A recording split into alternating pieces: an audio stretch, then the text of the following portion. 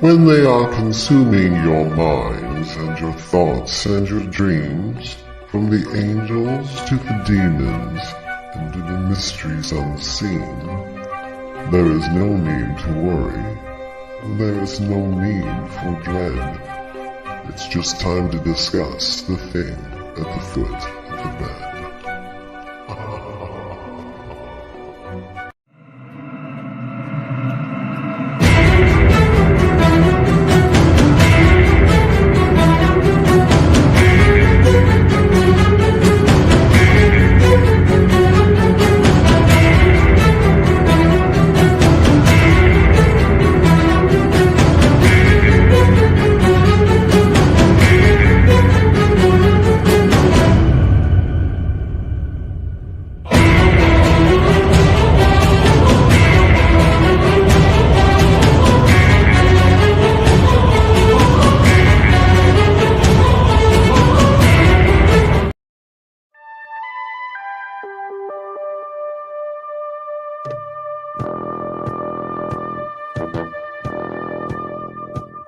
Tune in to UFO Undercover, Wednesdays at 8 p.m. Eastern, with your host, Joe Montaldo, right here on the Paranormal Radio Network.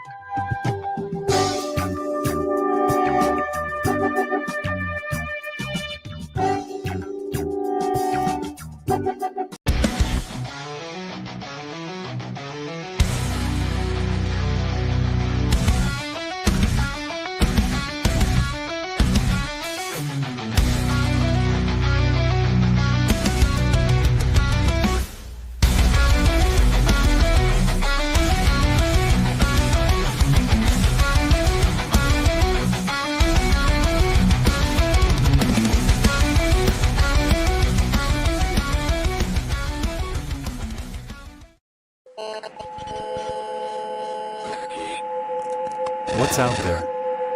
What creates the shadows in the corners or the creatures of the dark? Who are those on the other side? What do they have to say?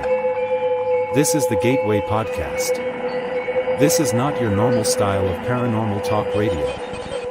Brought to you live from United Public Radio Network, 107.7 FM New Orleans.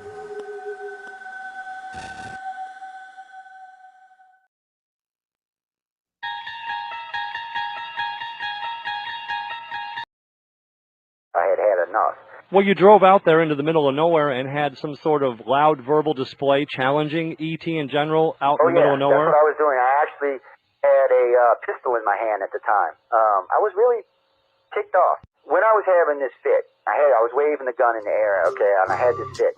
And at this moment, I said, okay.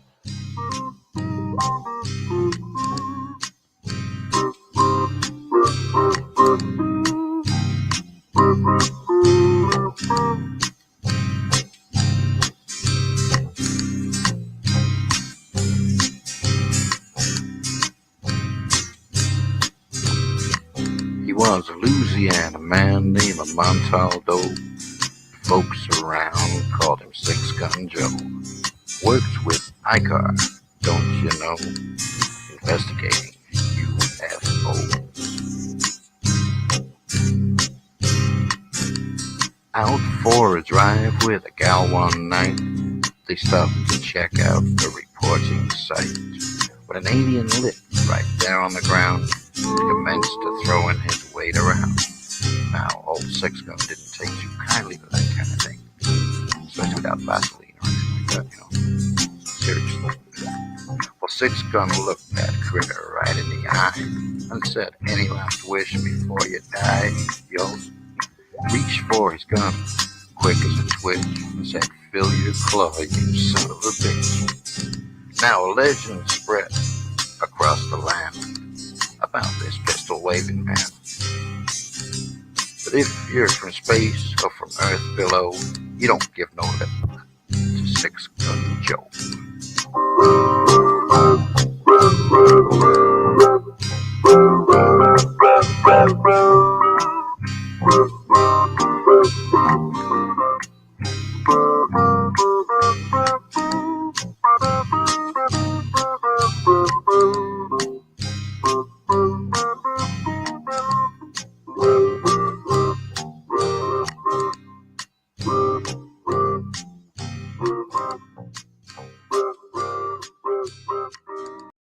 Welcome to UFO Undercover with your host, Joe Montaldo. Well, thank you there, Natasha. Glad you welcomed us all in here today. It's Joe and Jay, and God knows who'll show up or not show up, or what kind of weirdos are running loose on our stage these days. I send invites Jessica, out to all kinds of disreputable people. I am too in a few minutes. What's that, Jessica? I had a jacket on. Yes, well, I was doing things that required a jacket earlier, so I figured I was already dressed. I might as well wear it like this. It's not And the it first was time I've cold had as a hell at jacket. work today, so I brought my. Yeah, and actually, it actually helps me because it's cold as hell up in here too. Well, I work in a warehouse, so we have basically heat. That's it. No air conditioning, and the heat really isn't all that good. It's weird because in here right now, in the studio, you usually don't need anything. You need an AC in the summer times because it gets so hot in here because of the computers. But we have a secondary air system here, so we got the big system built in, and then we got a secondary system for air. But I don't really think about it in the heat because computers like it cold, so I don't mind it when it's cold. But when I'm in here working, and I think right now in this particular room it's about 41 degrees, so it's kind of like Oh, Jessica, there's a little floor heater next to I me. would kill for 41 degrees. It's going to be 17 degrees here tonight, so 41 Yeah, would this is be gonna a be at killer. your house. That's what it is in the house. Outside, it's 33 degrees. It's gonna get down to 25 here tonight.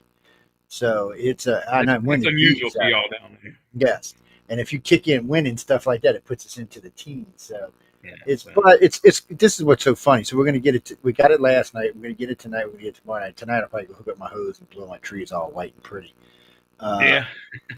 But Thursday night when all the shit comes in, or Friday night when all the stuff comes in, it's not going to be cold enough here to get snow or sleet. It's just going to be rain. That's too bad. Now up north an hour from here, oh, they're going to get to sleet. 2 hours here, they're going to see about a foot of snow. It's not unusual for Mississippi to see snow. It's just unusual for the coast to see snow. The Gulf Coast, yeah. I mean, the northern part of the states, there's a. Is it the same mountain range that goes through Colorado up to the north?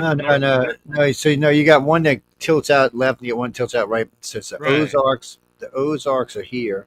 That's on the eastern side of the state. Yeah, I think it's the Colorados that's on the western side of the state. But anyway, they got. Oh no, Jack! They got mountains all over above us.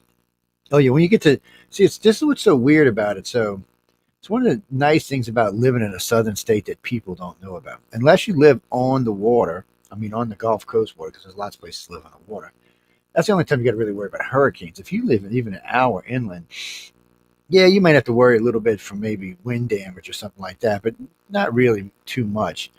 You're gonna have to worry about it. And the temperature is going to be moderate. It's going to be nice. It's going to, and every now and then you'll see some snow. But if you really want to see snow, you get in your car, you drive an hour or 2 hours up north in the same state. You see it snow an hour after that. You're in the mountains.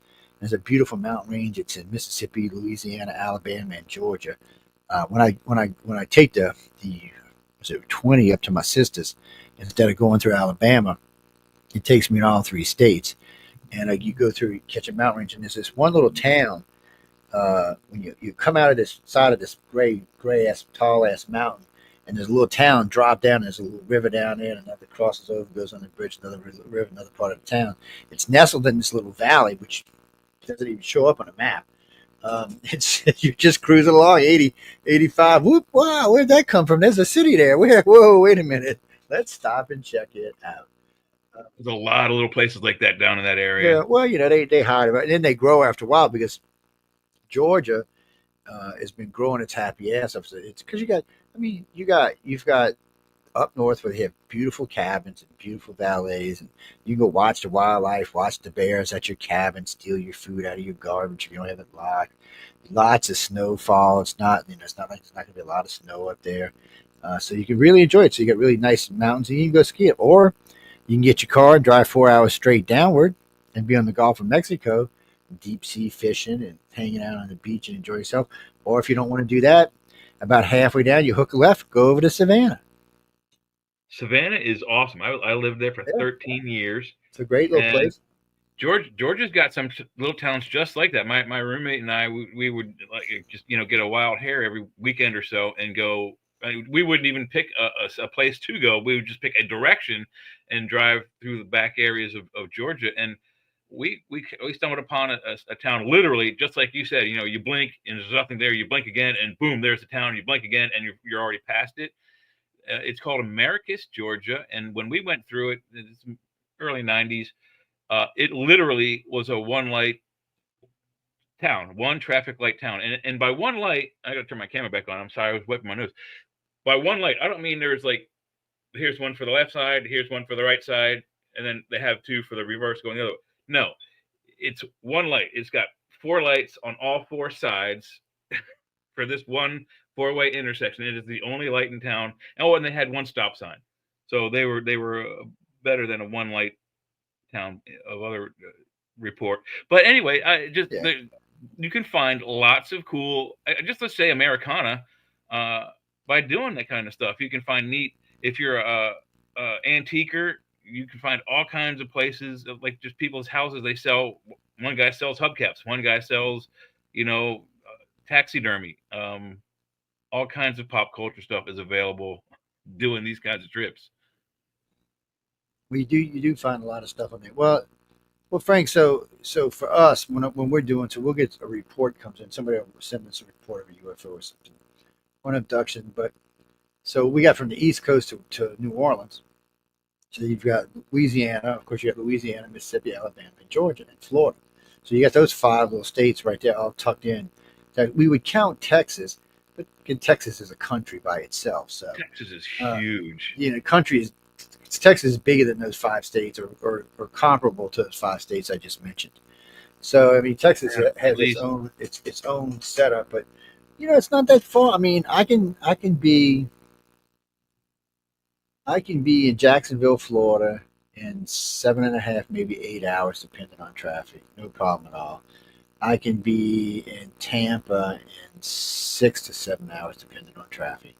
I can be in Nashville in under 5 hours. I can be in Memphis in under 5 hours, Nashville in under 8. It's and then like Houston's 4.5 hours away. Dallas is about 6.5 to 7 hours away. There's so many major cities. The other side of Texas from where you are is a day. To get from by itself. To get from where I'm sitting right now to Roswell, New Mexico is about 18.5 hours. And Roswell is not that far out of Texas, people. I'm just telling you. If you ever want to take a flight to Roswell, you got to fly into Lubbock, and you got to catch a puddle jumper and fly into Roswell. Yeah, Roswell does have an airport. It used to be a pretty big airport. They used to strip down jets. It used to be an Army Air Force airport there as well. Yeah. It still works as a local municipal airport. Yeah, they are, but it's usually mainly where they bring in planes, and it's like the plane's last trip is going to get trashed out there. Yeah, they do a lot of that kind of stuff. It's kind of weird that when you land to see all those pieces of airplanes all over the place. Yeah, I've flown there. I had to. I was doing a lecture down there, and I had to get there in a hurry. Like I said, it's an 18-hour drive from here. So, well, a lot of times people will fly into Lubbock and drive in to Roswell. We're going to call it driving. But the guy said, "Oh no, we can get you right there." It's like, really? It's like, yeah, it's not going to cost you anything extra. I'm like, sure, okay, cool. Well, people are also scared to fly in non-jet aircraft. And the puddle jump I took was a twin-engine prop. I've been in prop planes before. It's not my first time, so it wasn't even a thing for me. As long as I get 2 engines, I'm fine, man. I don't know. Stick me in one of them single-engine Cessnas that are 50 years old. Somebody went and bought for $10,000. No, you can keep that. I don't care what kind of pilot you are. I don't want to go. Yeah, when you're flying a plane, the wings aren't supposed to go like this. Yeah, the engine's not supposed to sputter and stuff when you're taking off. No. It's not the plane I want to be on. But anyway, tonight's show is really just about why should any of us care about people who say they've been abducted. Now, if you're listening to us tonight and you're in contact with your abductee, don't get offended, but why should we care? Why should Jay give a shit? Well, and I can't remember the admiral's name, but he's a British admiral, member of Parliament, very rich fellow. Actually, he fought in World War II, and he's a knighted fellow as well. So he's Sir something or other, and I can't remember the exact quote, but he said something to the effect when he asked his Department of Defense, the British DoD, about UFOs, and they told him that there was no significant threat to civil defense. And he said, well, when you have things flying through your airspace that not only can you not identify, cannot catch, cannot affect, or otherwise stop these events, well, then that is a considerable serious threat to Yeah. civil defense. Yeah, national Regardless, I security. mean, whether there's only the one person who's flying the unidentified object knows about themselves or not, it's all the other air traffic around. It is dangerous for all of them. It's very dangerous. Most It's a, countries don't see it like that, and it's something coming through well, our atmosphere, and then not only coming through from outer space into our atmosphere, but down to the ground and grabbing one of us or several hundred million of us per day per year. That's a significant. That's a threat, in my opinion. I mean, we're territorial creatures.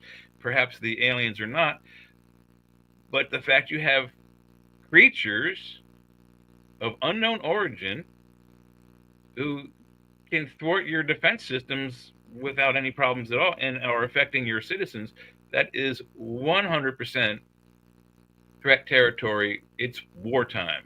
If it were a known fact, if it were the Russians doing, if the Russians were behind the UFOs and it was found out tomorrow, well, World War III would begin. It's funny because the government's we're looking at yaps. We're looking at yaps. We're looking at yaps. Okay, first off, you can what you can do with yaps. Yaps. Yap.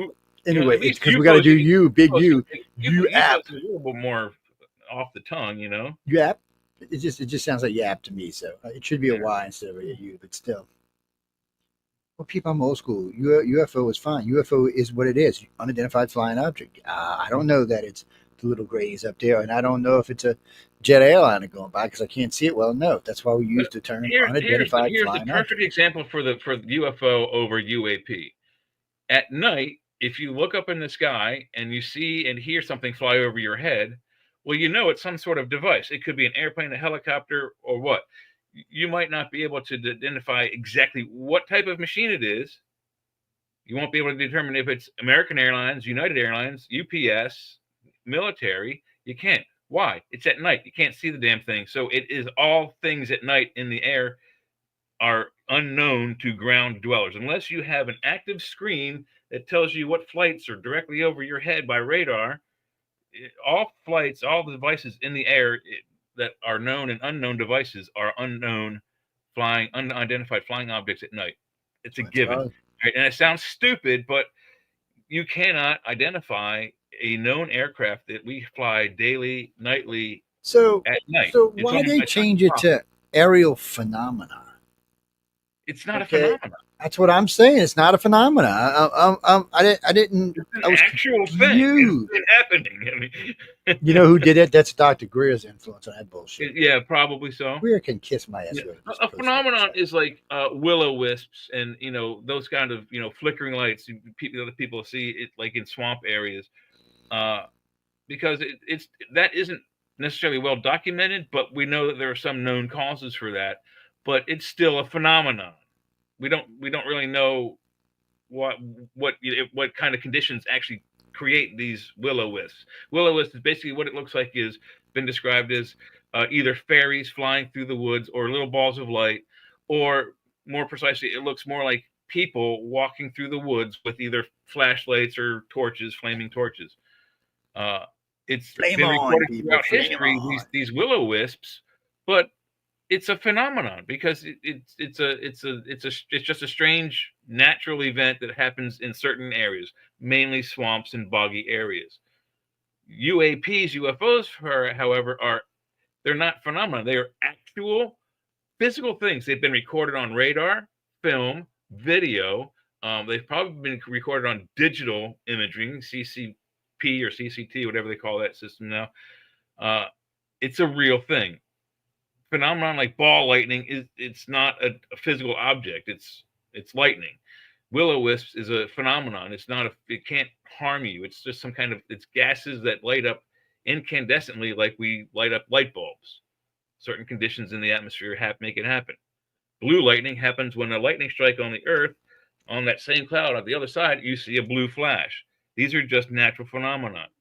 UFOs are not. They are unnatural and they are real things. Yeah, when you see what appears, what a lot of people label as UFOs, that may be a craft from other than here. When you see one, there's no doubt that it's not ours. There's no doubt it doesn't move like anything you've ever seen move on this planet. No, even the advanced stuff that you've seen, including drones now, which can do this stuff and this stuff and that stuff and that stuff and that stuff. Drones can do all sorts of interesting things. And groups of drones can make you think you're seeing all kind of interesting stuff. But in the end, they're still drones and they're not moving. You're not going to see anything that can cruise up behind the F-35, do loops around it, and then cruise away from the F-35 while like it wasn't even there. I mean, they had an F-35 pilot talking about this just recently. He said, I finally understand what a Foo Fighter is. He said they're cruising over. They were actually cruising out, running patrol somewhere in the Middle East. He said they're cruising along, following some Iranian pilot somewhere. He said this thing comes zipping. He said we thought it was an Iranian drone until we realized how fast it was going. He said there was no way. It had been traveling Mach 10, Mach 15. He said it blew by fast enough that my wing did this as it went by. He said, and then it was like it was moving so fast it didn't see us, so it stopped and turned around and came back. He said, I got right in front of my cockpit.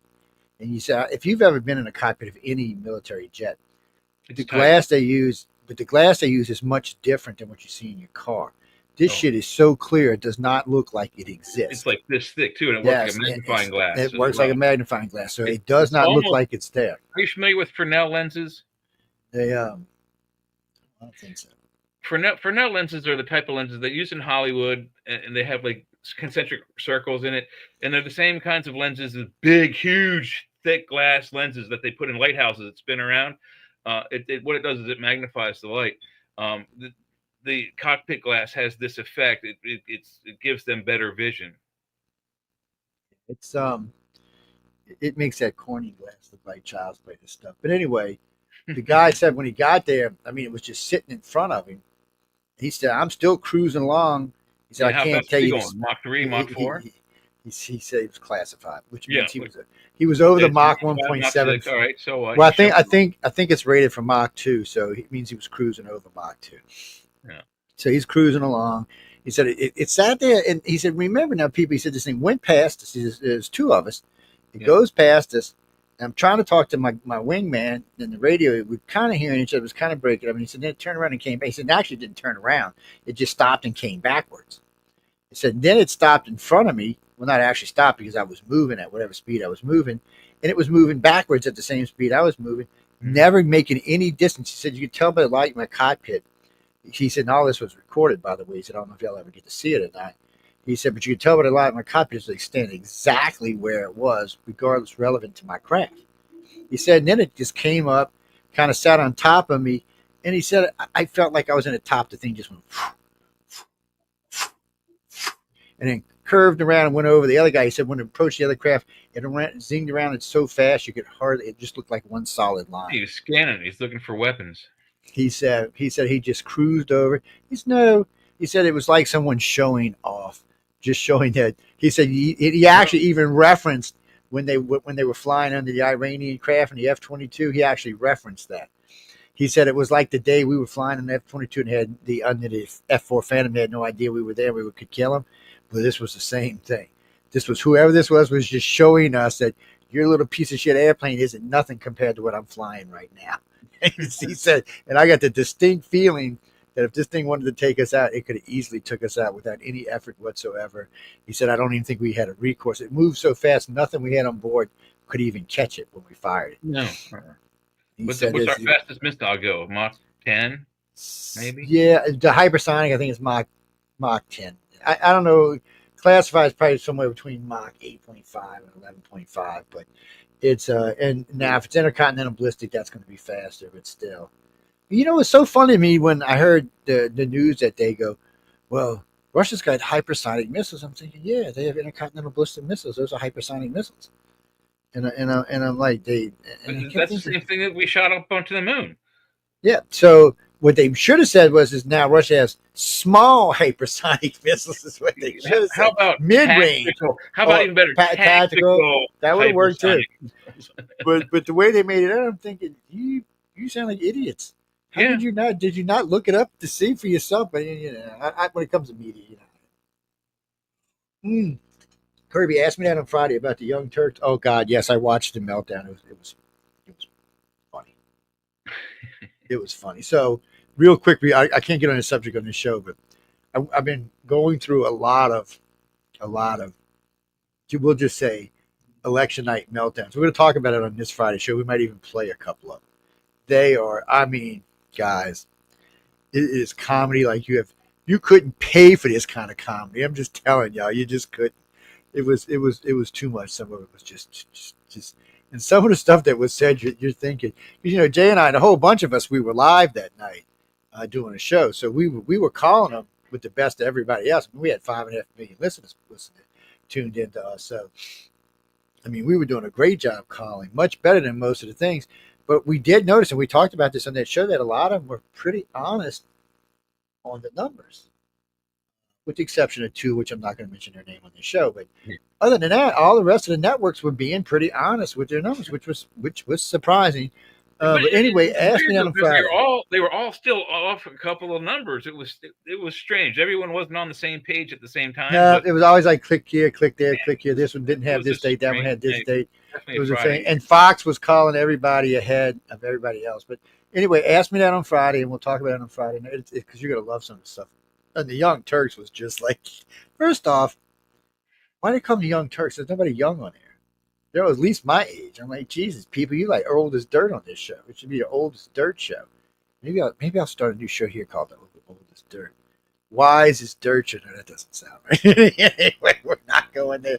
But Jeffrey, to answer your question, why should we care about alien abductions? Because contactees and alien abductees are probably the only people that actually have the truth, or at least, let me rephrase it Well, before anybody writes to me, a a piece of the truth. smidgen of the truth that the aliens want them to have is that the truth we don't know.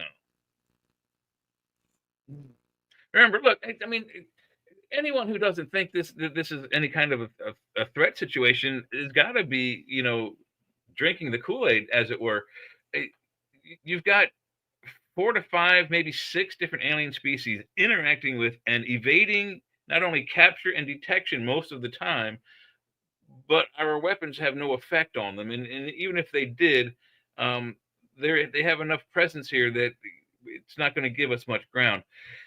But you have species of unknown origin hiding like in a hunting blind and conducting unknown experiments on an unknown quantity of earthlings. No, that doesn't sound at all kind of sinister to me in one bit. But everyone says, "Oh No, no, it's." I'm sorry, but it sounds like a hunter to me. It's a sinister. There could be sinister implications. We don't know what any of these 5 or 6 races' agendas really are. They could tell us A and mean B. We don't know. let's see. Catherine Morrison from Quebec, Canada is writing.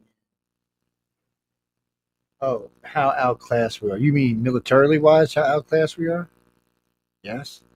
Uh, I would imagine a thousands of years. single mid-range gray spacecraft could eliminate the military of everybody on the planet. One, just one. Yeah, just one. God help them if they bring a big ship like a mothership. They could wipe everything out at 1 second, just the whole damn planet, or just everything on the planet at one time. But one gray mid-range craft, one of them big saucers, probably about the size of a mid-sized destroyer of the U.S., would be plenty enough to take out. They would cripple our military in a matter of minutes, and then they would go on a cripple our base. We already know they can shut down nukes, so we can't use nukes against them. Any kind. They can shut down missiles. We've seen them do that as well too. So Well, I don't even. What do we do? Shoot machine guns at them? I don't even think they would penetrate their hull. yeah, and if they have energy shields or plasma shields, it's Yeah, near the machine. pretty much screwed, people. But I mean, not only that, I think it would be. I think they would need to have more than one craft to take out all of the uh, electronic nuclear weapon systems worldwide. because when those happened, it was very localized thing. It was just that base. Well, no, I agree, but that's what I'm saying. All I got to do is just take it out permanently and move on to the next one. Oh, I see. You don't remember. You don't remember. I mean, I was gonna say Battlefield Earth. wrong, wrong TV show. I'm sorry, I was looking at something else. No, what's his name? What's damn? My least favorite star was in the new version of it, Tom Cruise, but the old version was the one I liked. It's War of the Worlds. Yeah, War of the Worlds. You know how they had the little blister shields on them, the bubble shields, and they would just move from one place to the. And that's all it would do. I mean, I don't. As far as I know, they've been around a long time, so I don't think we can affect their shields anyway at all. And like I said, we already know nuclear weapons aren't going to stop them. Conventional missiles aren't going to stop them. Pretty sure. I just don't know. See, that's what I'm saying. They could just take their time. They could fly over Norfolk, wipe it out. Fly over Hawaii, wipe it out. Fly over Moscow, wipe it out. Wipe out the Pentagon. Just keep moving along. And we don't know what kind of reach these craft have and how many targets can it do at one time. They could probably do great craft. A bigger one. Yeah, and they probably can do it from orbit. I would imagine they had the ability to just probably do a couple hundred targets at a time. Just all of a sudden you just see battleships and cruisers just start disappearing off the planet. You're like, oh, what's going on here? Hell, as far as we know, now you just beam the son of bitches out in space. Just leave them float away. Or burn up on the atmosphere coming in. They could, if they were a peaceful takeover, they could beam all the personnel off of naval vessels and military installations and up into their mothership and say, "Hey, you move, you die." I think the Greys figure if you're on a military vessel, you're fair fire, you're fair fodder. I figure it's probably the same for just them too, and anybody in the old councils. And I imagine they feel the same way. Probably from too many wars throughout the eons, but well, I mean, that's how we started World War II with us. Is it until the Japanese attacked our idle fleet in Pearl Harbor, we were not going to join that war. I know I don't. The galaxy was it. Well, I don't think it is anymore, but it definitely was at one time. There's signs that. Well, no, because there's signs that it was, but before man, before we existed, and it's remnants of it which is left from behind. You got to remember everything in space, how long things take to happen in space for us. So even the nearest sun, it takes 4 years for that light to get to us. So any information or anything else from there would take 4 years. Anything happening near the worm, near the center of the galaxy or on the other side of the galaxy, would take hundreds of thousands of light years to reach us. So anything that happened, even in the last couple of million years, you don't know where it, and that's if it's coming this way. Because other things might divert it, like the black hole in the center of the galaxy might just suck up the radio waves. We may never get them. But whatever waves they're using, and you got to remember, most advanced races are probably not using communication like we are. I mean, we use fast as light communication, not faster than light communication. So we use radio waves and television waves, video waves, whatever you call them. So right now, Jimmy, no, radio waves travel at the speed of sound. Who told you that bullshit? No, lasers travel. No, radio waves travel at the speed of light, just like lasers do. They travel at the speed of light. No, they don't travel at the speed of sound. Not so. When you broadcast it, like right now, when I'm talking, it's broadcasting out across the universe. As long as it's going through an FM signal and it's broadcasting at the speed of light and it's cruising along. And so, in what is this? 2025. So in 3025, it'll be 100 light years from the planet. God knows who'll be listening to us. I mean, who are these weirdos? What are they talking about? Aliens. They're the aliens. We're not the aliens. See, these humans are stupid, man. Can't they tell the difference? No, you stupid aliens. You're the alien. And it would be more like a conversation like, oh, who are these guys? Oh, those humans? Yeah, they're extinct. No wonder. They're so stupid. Listen to what they're talking about. But yeah, that is part of the equation too. Why should we care about UFO abductees and the thing? A lot of people. Yeah, shouldn't we be more worried about going to Mars? Colonizing Mars and terraforming Venus and Mars, terraforming some of the moons of Jupiter and Saturn.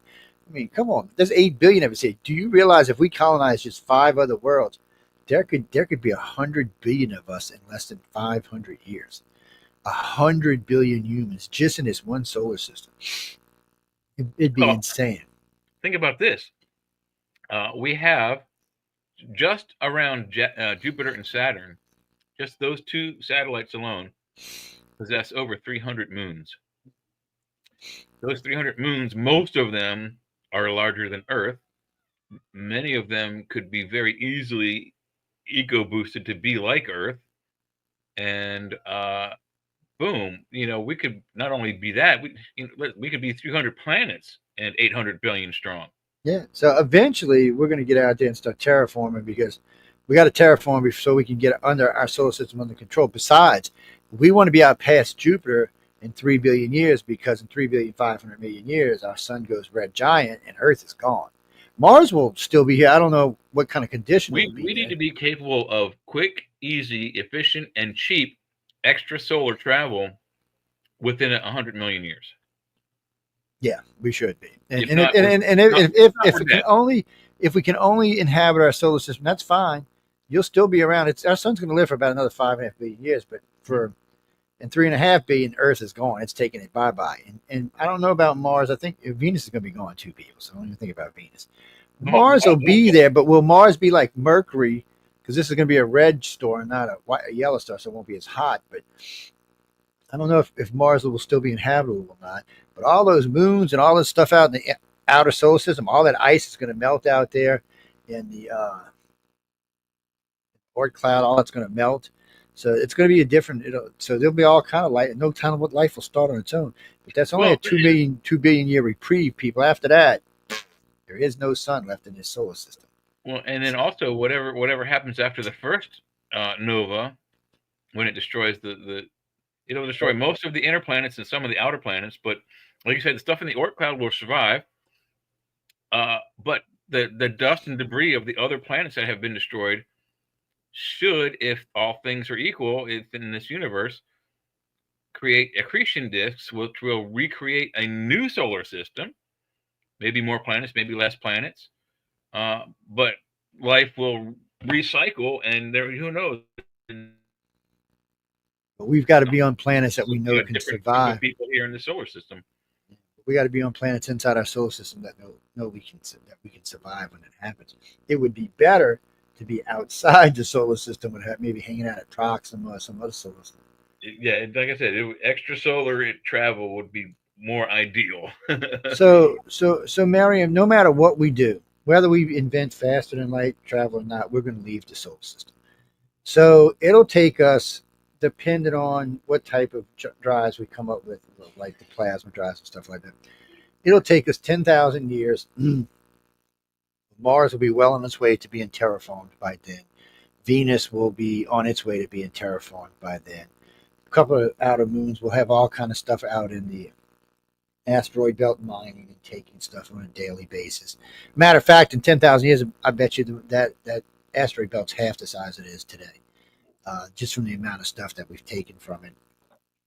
So, we'll be moving right along. But what'll happen then is by then we'll have established bases from Earth all the way out to the edge of the Oort cloud, all the way to the edge of the known solar system, which is 2 light years, I believe. And I'd have to check to be 100% sure, but I believe it's 2 light years. Well, that means Proxima is only 1.8 light years away. So you go out 2/3 of a light year and you build a base. And that leaves you another, not quite a light year from Proxima. Even at 2/3 light speed, or even at half light speed, that's only a 1.5 year trip. The solar system's diameter is about 1.5 light years, or 200,000 astronomical units. An astronomical unit, if I'm not mistaken, is from the Earth to the Sun. Don't remember. I used to know that too. Sad shame on JoJo. Well, I don't use that stuff anymore. But I'd have to look it up. So our solar system from end to end at its widest point is about 1.5 light years. So you round it up to 2 light years. You're right. So like I said, I put this. Well, Jamie. So the closest. See, they like to always tell you Proxima is 4 point something light years from us, but there's actually part of Proxima that isn't. It's 3.85 light years from us. Yeah, they don't like. I don't know why. It's always been a thing in science. I have no idea. They always refer, I think, Proxima Centauri, which is 4.1 or 4.2. It's but regardless, at two light years out, that only leaves 2 light years to get there. So if you build a base a light year out, that's going to take you 2 years to get there. You hang out there, you refuel, you do all your stuff. You still only got 2 years to get to Proxima, and you're there. And that's if you even want to make the stop. I imagine by then you'll have craft that can reach the edge of our solar system to Proxima in 4 years. Wouldn't even be a big problem. But that's assuming we're traveling at light speed. We have to assume that we're going to be traveling at half to 2/3 light speed. And remember, humans have to be careful here because at 2/3 light speed, the time passing on Earth is much faster than the time is passing for you.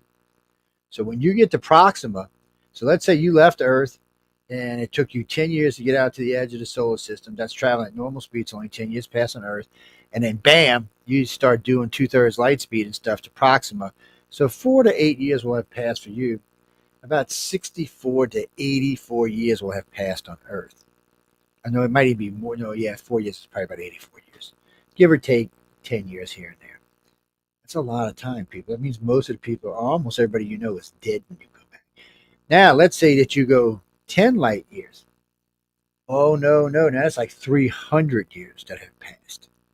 And for every 10 years, it's going to double. And for every time you go up even a notch in speed, it's going to go even more. So you get to 3/4 light speed or 90% light speed. Earth shit on Earth, it's going to be like 1 year. It's going to pass for you. Probably 1,000 years is passing on Earth. So you just know you going back. Even with the trip coming back, which is possible for you to come back, only 20 or 30 years will have passed for you. You'd be coming back to a whole new world, a whole new society, a whole new everything. Hell, as far as that, some ship may come along and pick you up and say, "What are you doing, slow boy? Hop on board. We're going to take you home."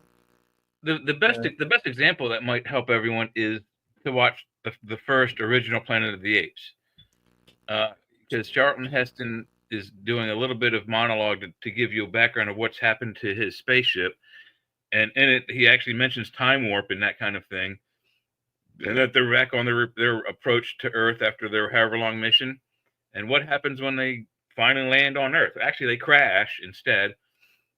It's a different place. 100%, because it's been thousands of years.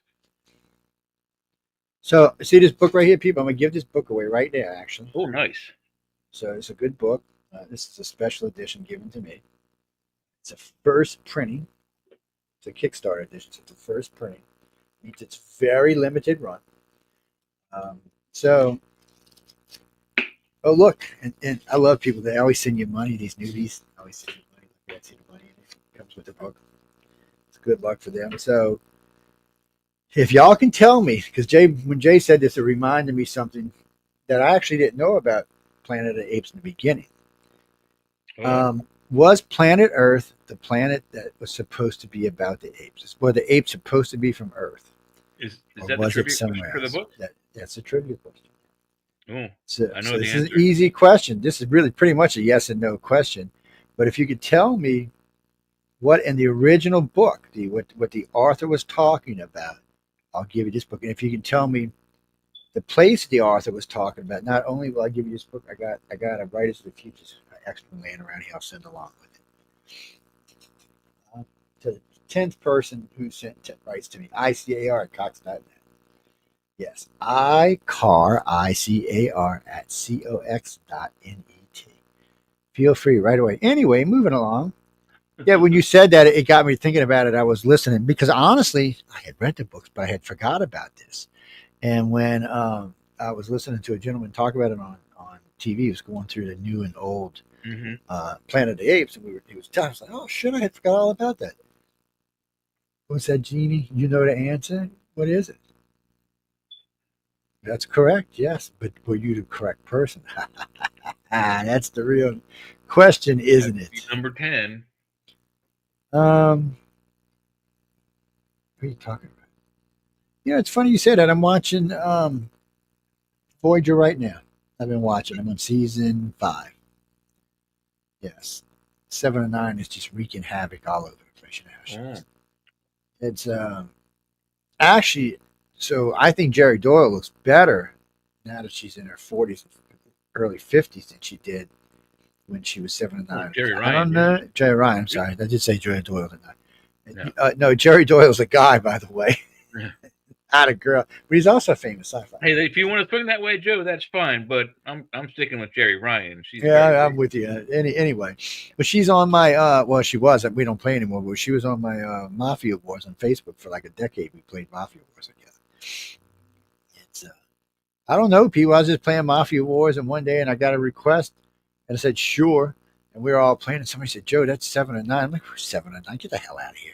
And we were just playing it, and one day she when she flashed on, she was wearing her 7 and 9 gear. I was like, "Oh shit, it's 7 and 9." She was actually really sweet. You know who else was Kim Commando? She was another sweet. Kim Commando Denise was was a famous. She still is. She's a host that she's electronics. She's in electronics, and they give away a lot of high end electronics. I believe they're out of DC, if I remember. It's been a long time. Yeah, she looked good in a white man shirt, is all I can tell you. Man. Anyway, moving on from all of that, has nothing to do with aliens. What do you say? Stephanie says the gray looks good in a white man shirt. I'm not thinking so. I'm just not thinking we're going to even go there. But if you had to give me a real reason, why should we go out of our way to deal with abductees or contactees? I mean, what is it? Can we expect? Can we help them? Well, I think we can. A, yes, and B, their information could also help the rest of us by perhaps finding either weaknesses, reasons, rhyme or reasons, and or technology to help either defend or stop said unwanted aggressions. Or at the very least, we could slap the shit out of them and say, "Wake up." What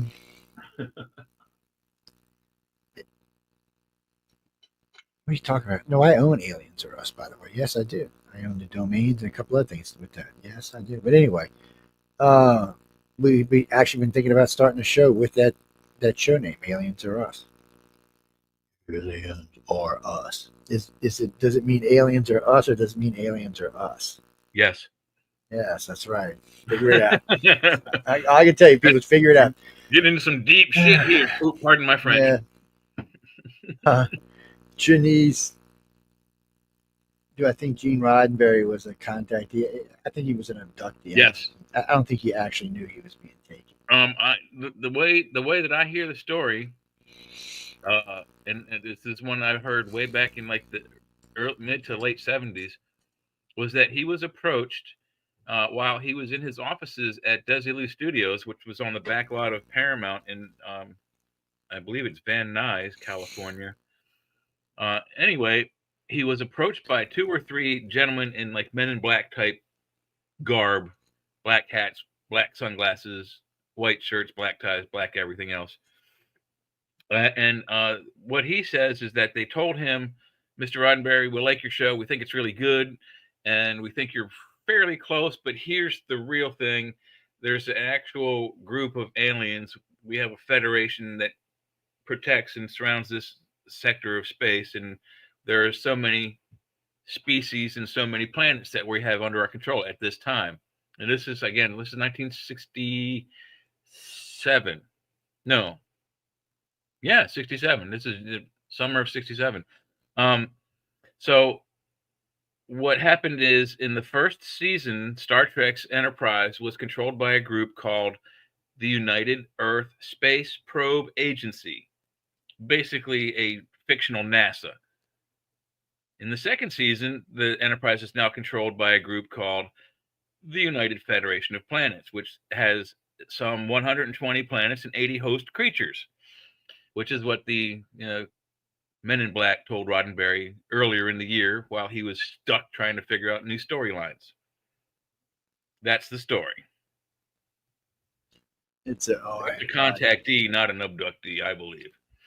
Well, his son said he didn't believe in any of it, and he was just asked again recently. And his son said he thought it was all. What did he use? Hooga booga, some stupid word. He said he didn't think aliens were real, or he said he didn't think they were visiting our planet. And that's the same thing Elon Musk said. Elon Musk said he doesn't think they're visiting our planet, which doesn't surprise me. But the reason I know he's not a contactee is because of how he did his shows. So if he was Spielberg, then I'd say he was a contactee. But because he's not, I'd say he's an abductee. Because if you look at the things Spielberg did, like when he drew the Greys, he knew what they looked like. When they walked on the ceiling on the side of the walls, only contactees knew that until that movie came out. Nobody else knew that. It wasn't even being talked about in public. No, but there are some government agents that would have known that information too. So he not many. See, that's the thing. I don't think you understand how much little the government doesn't actually know. But there are certain departments that do know that, and part of those departments, their aim and goal is to disseminate the information in such a way that it trickles down and people become used to it. So I would not be surprised if someone in the military gave him those ideas. Well, I wouldn't be surprised. It's not. You can tell it's more about the way he puts them to use. He's experienced it, is what it is. See, I was with you. I thought somebody had. I actually thought he just probably met an abductee, or maybe one of his researchers was an abductee or a contactee. That's what I thought at first. Mm-hmm. Then I heard him giving a speech in New York City, and I realized, oh no, he's been taken. He was talking about how he felt about things and how he felt about seeing this thing run up the side of the wall. There's no doubt he had been taken. He was definitely abduction 101 on that particular interview. So, and the fact that he put it to use suggests that he's more of a contactee. And he may have been told to put it to use. And you know, when you go back and look at his works in general and how they pan out, it gives you a much better idea, because Star Trek is great, but Star Trek is a fictional universe. Spielberg's not writing about a fictional universe. He's writing about a universe that could be existing. Even though we can't actually be part of it because we're not there yet, it does exist outside of us. Even though I want Star Trek to exist because I love Star Trek, I think it's fabulous, and I think it's the way the universe should be. Just at current moment, I don't know if that's what it really is, and maybe that's what they're working for. One day to adhere to that. But my problem's always been with Gene Roddenberry, the same thing. If you go back and you look at his series of westerns he did before he did Star Trek is the same series. Same lesson, same issues, same things. Oh yeah, well he basically took a western and turned it into a sci-fi. Yeah, which I give him credit for, but that mean he at that point. I don't even know if he'd even been contacted yet. It seems like that came later on. And I could be wrong. As far as I understand, that was the first contact or known where he was, spoke to aliens allegedly. But the way he pitched the show Star Trek to the networks was exactly that. He called it a wagon train to the stars. And all of the networks said the same thing to him: lose the lady first officer and get rid of the devil guy with the ears. And he didn't do that. He did exactly the opposite. He took the lady first officer and made her the head nurse of the entire ship, and then he took the devil guy and made him second in command of the entire ship. So yeah, but they did change the way Spock looks somewhat. They softened him, I guess. In the first pilot, he smiles. If you watch the menagerie, he does. He several times. If you watch the menagerie where they cut the first pilot called The Cage into the new series with Kirk, you can see several times where Spock smiles and laughs. So because I don't think they had made up their mind at that point. Well, he was going to have emotions. Leonard to decide the backstory on his Spock character, and at some point before, after the first one was filmed and before they filmed the second pilot, he had decided to make Spock the stoic, non-emotional mathematician. No, that was Captain Pike. Yes, the original actor was not Kirk, not the guy who played Kirk, not William Shatner. There was a different actor, and he was playing Captain Pike. Famous. Yeah, he's a famous actor. I can't think of his name right now, but Jeffrey Hunter. And Jeffrey Hunter. he actually played in other stuff, and he was good. I'm not exactly very sure. good actor. I don't know why they went with William. Well, prettier. what happened was Jeffrey just wanted to do the pilot. He didn't want to do a series. But Well, I bet you when kick the yourself in pilot, the ass for that. the first pilot was canceled, they gave Roddenberry another lump sum of money, and they said make a new one. So at that point, they asked Jeffrey Hunter. He said, "No, I want to make movies." So he bowed out. He didn't like the project. That's on. And he said later on in interviews he wished he had stayed with it. But No, he I was bet also he does. he wasn't the first Enterprise captain either. He was the second captain of the Enterprise. He just well. What's it? No. We're not talking about Enterprise XX or SXX or whatever the hell it is. Prototype Enterprise. That's what it was. It was a prototype. That's why it's got those particular letters mean prototype. It doesn't matter anytime you hear them talking about Star Trek, something new. Matter of fact, in Voyager, when they go to get to Prometheus, you'll notice the last three letters are the same as the annex, NXX or whatever it is. It's NXX. That's NX, just NX. Yeah, that's what they do for their prototypes. Yeah. Just to let whoever know it's a prototype. That's all. X stands for experimental. Yeah, I didn't make the rules. That's them. Oh no! When I was a kid, my mom bought me all the Star Trek manuals and books. I knew more about that shit than any. How about if I explain the whole numbers for everybody? So the whole numbers, everyone always wonders what NCC stands for. It stands for Naval Construction Contract. The United Federation or the Starfleet is based off of naval traditions with some Air Force elements, but NCC is the contract for that ship's hull, which is hull number 1701, the Enterprise, or 1703, the Lexington. NX stands for Naval Experimental Hull Number, whatever the hull number is. So NX 2000 was the Excelsior. The Voyager's like NX 74865239. It's like pi. Yeah, it is something crazy. It's like 7 numbers long. I was like, come on, 4 numbers, 3 numbers. Give us a break, Yeah, start recycling the numbers. If they had used Jenny's number, NX 8675309, boom, I'd know it, but I don't. Yeah, they just phone numbers in a nutshell. Yeah, well, I think no, you're talking about the series number. It was like NX 1 or 5 or some shit. It was very few numbers. I don't remember. It's been a long time since I've seen Enterprise. It's been a while.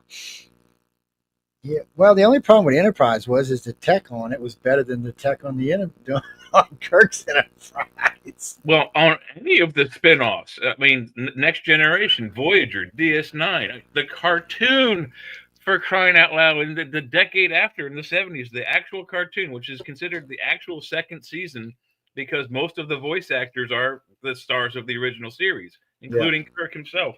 Yep, Kirk did. I think the only one that didn't get back was George and Walter are the only two that didn't get back. Yes. Walter went on to better. Walter went on to do other stuff, but I never did see George in anything other than Star Trek. I mean, I'm sure he was. I just didn't see him. The two of them made a lot of guest star appearances on like Barnaby Jones and other, the cop shows of the time. Yeah, but I seen Walter playing a couple of the series. And one of them was Babylon 5. Well, he played Vesta was a good. Who would have known that little shit could play some asshole? Oh, excuse my language, people. Some butthole like that, man.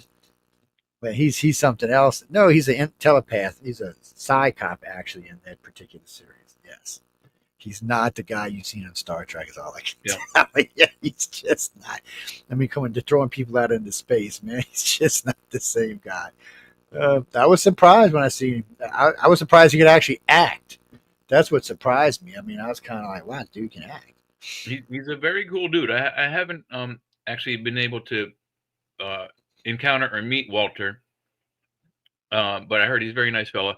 George, I hear, this is back in the day. I don't know if he still does this, but when he was at a convention, he jogged every morning at like 6 a.m. and jogged like 2 or 3 miles around the hotel area. And I never tried it, but it's been said if you were in the hotel lobby when he went out and jogged with him, he'd buy you breakfast if you kept up with him the whole time. So that's pretty cool. They're very neat, nice guys playing superheroes but in real life, I've talked to the guy who played Scotty, who's passed. He was very nice. I've spoken to the guy who played Q. He was very cool, and my God, he is really tall. I mean, he's like 6'7", 6'8". He is a giant man. Yeah, he is super tall. But he is a super nice dude.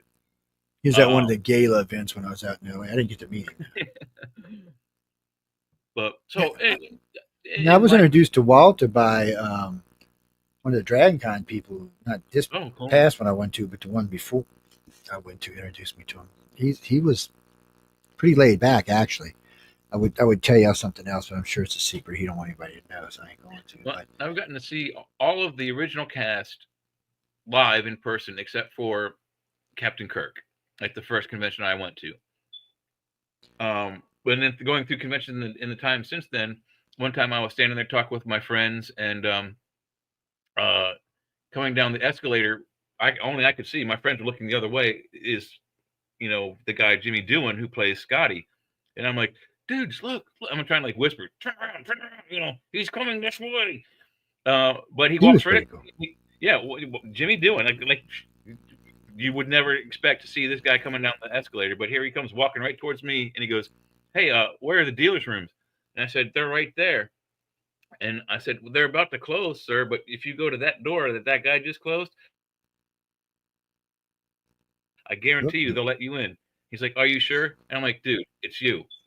He's like, you're right. So he walked over to the door. We just saw the guy close the last door for the dealer's room. Jimmy knocks on the door opens. Mr. Scott goes in to go buy whatever he wanted to, and he was in there by himself for however long those dealers wanted him to be there. How cool would have that? I would have loved to have been one of the dealers at that point. I know, huh? Yeah, how cool. It's one of those nice things. I met where did I meet Kirk? Was that oh God, this was when he first started coming back and doing it, because he got pissed for a while. He wouldn't do any conferences. He felt like he got I guess he felt like he got typecast. Because I remember when he went and did T.J. Hooker, and people were asking about Star Trek, and he was pretty nasty about it. He was kind of like, leave me alone. I don't want to do it. I don't want to go to any conferences or anything. Well, there's like the famous SNL skit that Bill Shatner actually is part of, and he yells at the crowd, what is wrong with you people? Get a life. He actually said that to the crowd. He did. Yeah. He got tired of it. People and constantly pestering. They parodied that on SNL, and it's parodied again if you watch Galaxy Quest. Yeah, it is. It's parodied on Galaxy Quest. Yeah. Galaxy, what are you talking about, Christopher? No. Galaxy Quest is Star Trek. No, you can say whatever 100%. You want. It's a complete ripoff of Star Trek. Yeah. Nobody denies it. No, nobody denies it's what it is. Ask Tim Allen. He'll tell you. But you can ask producers that no one tried to say this wasn't. I just got to see. I had never seen Sigourney dressed like that before. I was like, damn, Sigourney, you actually fill out some clothes here, girl. Hey, Mike, how you doing, babe? It's Sigourney was kind of hot. I was kind of surprised. I've only ever seen it in the movies Aliens, where she's all covered in gook. Who wants to see that shit? Yeah. She's always kind of good. Oh, you know what? I did see her and I liked is oh no, that was Jamie Lee, wasn't it? No, that was her. Who was it? Was in with Arnold Schwarzenegger in the spy movie? That was Jamie Lee. Stone. Jamie Lee Curtis. No, Sharon Stone. Sharon Stone's skanky. She was Jamie. Yeah. She is a skank too. She's also, well, I can't talk about it on this show. Ask me Friday cool. If she's a skank. I'll tell you why she's a skank on Friday night. I can't tell y'all here. Sorry, guys. It's hard to get a skank though because they're always busy. You know what I mean? Smelling up the place, apparently. We've all been there. See, you ever noticed that aliens don't abduct skanky people? Why is that? Do they know better or something? They don't like it. I mean, do they have a nose? Do they have a little blowholes in their nose? Right? Certain species of rats can detect defects in its potential partners and decide not to mate with that one for fear of having immature or bad babies. So maybe that's why they don't go with skanks. They're looking for strictly a particular. Oh, I didn't even see Juan and Christopher in the chat room. I'm going blind. Hey guys, if y'all still there. Nancy Lee. Nancy, where you writing in from, baby? Y'all know I'm going to ask you when you send stuff to my messengers. You just might as well say where you're from. Nice. Paris? I mean, Nice. I'm sorry, I didn't mean Paris. Nice, France. He's France, yeah. Is that where you're from? They're Nice. from Well, hey, Bendover, Ohio. Jesus, what is it like 3 in the morning there? 4 in the morning there, huh? They're 4:39. addicted. They gotta listen. What's up in Well, France? good effing more. I know. UFO Undercover's got a late night listening Ashante, audience in you. y'all. What can we do for you? Huh? Les Pontons Roulet, sweetie. What can we do for you? What do you mean? I know how to speak French. Everybody in New Orleans knows how to speak Everyone that. in New What are you Orleans. talking? Les Pontons Roulet, baby. We all know that. Trust me. We know a lot more words than that too. A lot of French, but a lot of them words aren't real French. So we're not going to go there. Anyway, wait. So you think you're an abductee? You know what? I don't have a director in France yet, but why don't you do this? Go by the iCross site, take the abduction questionnaire, fill it out, send it to me, and then write me personally at icar@cox.net and tell me about it, and we'll talk about it. Well, we only got 30 minutes left tonight, so it'd be hard to get into it, but I mean, who? Oh, so yes, I know who you're talking about. I don't want to say her name on air, but yeah, I know who you're talking about. She was a good friend of mine. I haven't talked to her in years, though. I think she was forced into retirement, which is something we could talk about in a private conversation, but not here. No, she was forced into retirement. Yeah, she was one of the best people I ever worked with, and she was my freelance director for a long time. So she's referring you. Well, we'll send it along with you. Yeah, just send it along with you. Yeah, that works. So what made you even think? What are you talking about? You started getting home before you leave. You're going to have to go into detail. I got an idea of what you're talking about. So you remember being places and doing things, but you hadn't actually done them yet because you were still at home. And then all of a sudden you did them, but you were at home. No, it sounds like you're being taken and being put back. So it sounds like they took you. The vodka. And it could be the vodka, but it also could be that they took you. Yeah, and they got these things they like to do, so they could have dropped you back 30 minutes before they actually took you. That way, building up to the time they took you, you were probably feeling antsy and strained. Yeah. Like I told you about that weird experience I had up in Lake George, man. I was in this hotel, and I remember looking at the clock. It was almost 1 o'clock in the morning, and this bright light came through the window, and I stayed in a hotel. I was on, outside that window is an amusement park, but it wasn't open yet. And then there was a road way back there. So I was like, it's probably just some truck coming down the road or something like that. Even though I didn't see any other headlights. All of a sudden I wake up. It's like a couple minutes to 5 o'clock in the morning. And I slept for over 4 hours. I never sleep for over 4 hours. I don't know what the hell happened. And I felt like I wasn't even there. It was a very weird experience, man. But who knows? Man, if they abduct me, they better get an extra large ship. Because I think that some of them are only 6 feet long. I need something big. Send me that tanker. Take me away. Me and my cat, take us away. We'll go get you, Joe. And we'll get Jay. We'll rescue everybody off this planet and go. So what's this? UFO in mid-air collision with plane off coast of Florida. See? What? When they don't know how to fly. Hold on. You got to throw that up. We got to see that. I want to debunk that right here on the air. Hold on. I got to switch over. I'm on Explorer instead of Googly. So what do y'all think about Zuckerberg? We're going to be talking about Zuckerberg on Friday. People can want to come by and listen. Oh. We got a lot to say about Uncle Zucky. Did you just say Zuckerberg? Yeah, Zuckerberg. He's a Zuckerberg. Yeah, I wrote that on somewhere in chat on Facebook the other day, and it got all over the place. And then I noticed when I came back, it was changed on my page to Zuckerberg. I'm like, get the fuck out of here. Did they just come change this? So I wrote it again, and I told everybody what happened. And everybody said, well, it's Zuckerberg now. I said, yeah, I know. So I put it back, and it was changed again. Sucker. They don't like you calling him Zuckerberg. Gotta say prayers for California, man. That's what happens when you that the mayor of LA took $17 million out of the budget for the fire department. Oh yeah, we're gonna be talking about that Friday too, man. We're gonna, Look what happened. It's incredible what's going on there right now. 100-mile-an-hour winds, just blowing all the flames everywhere.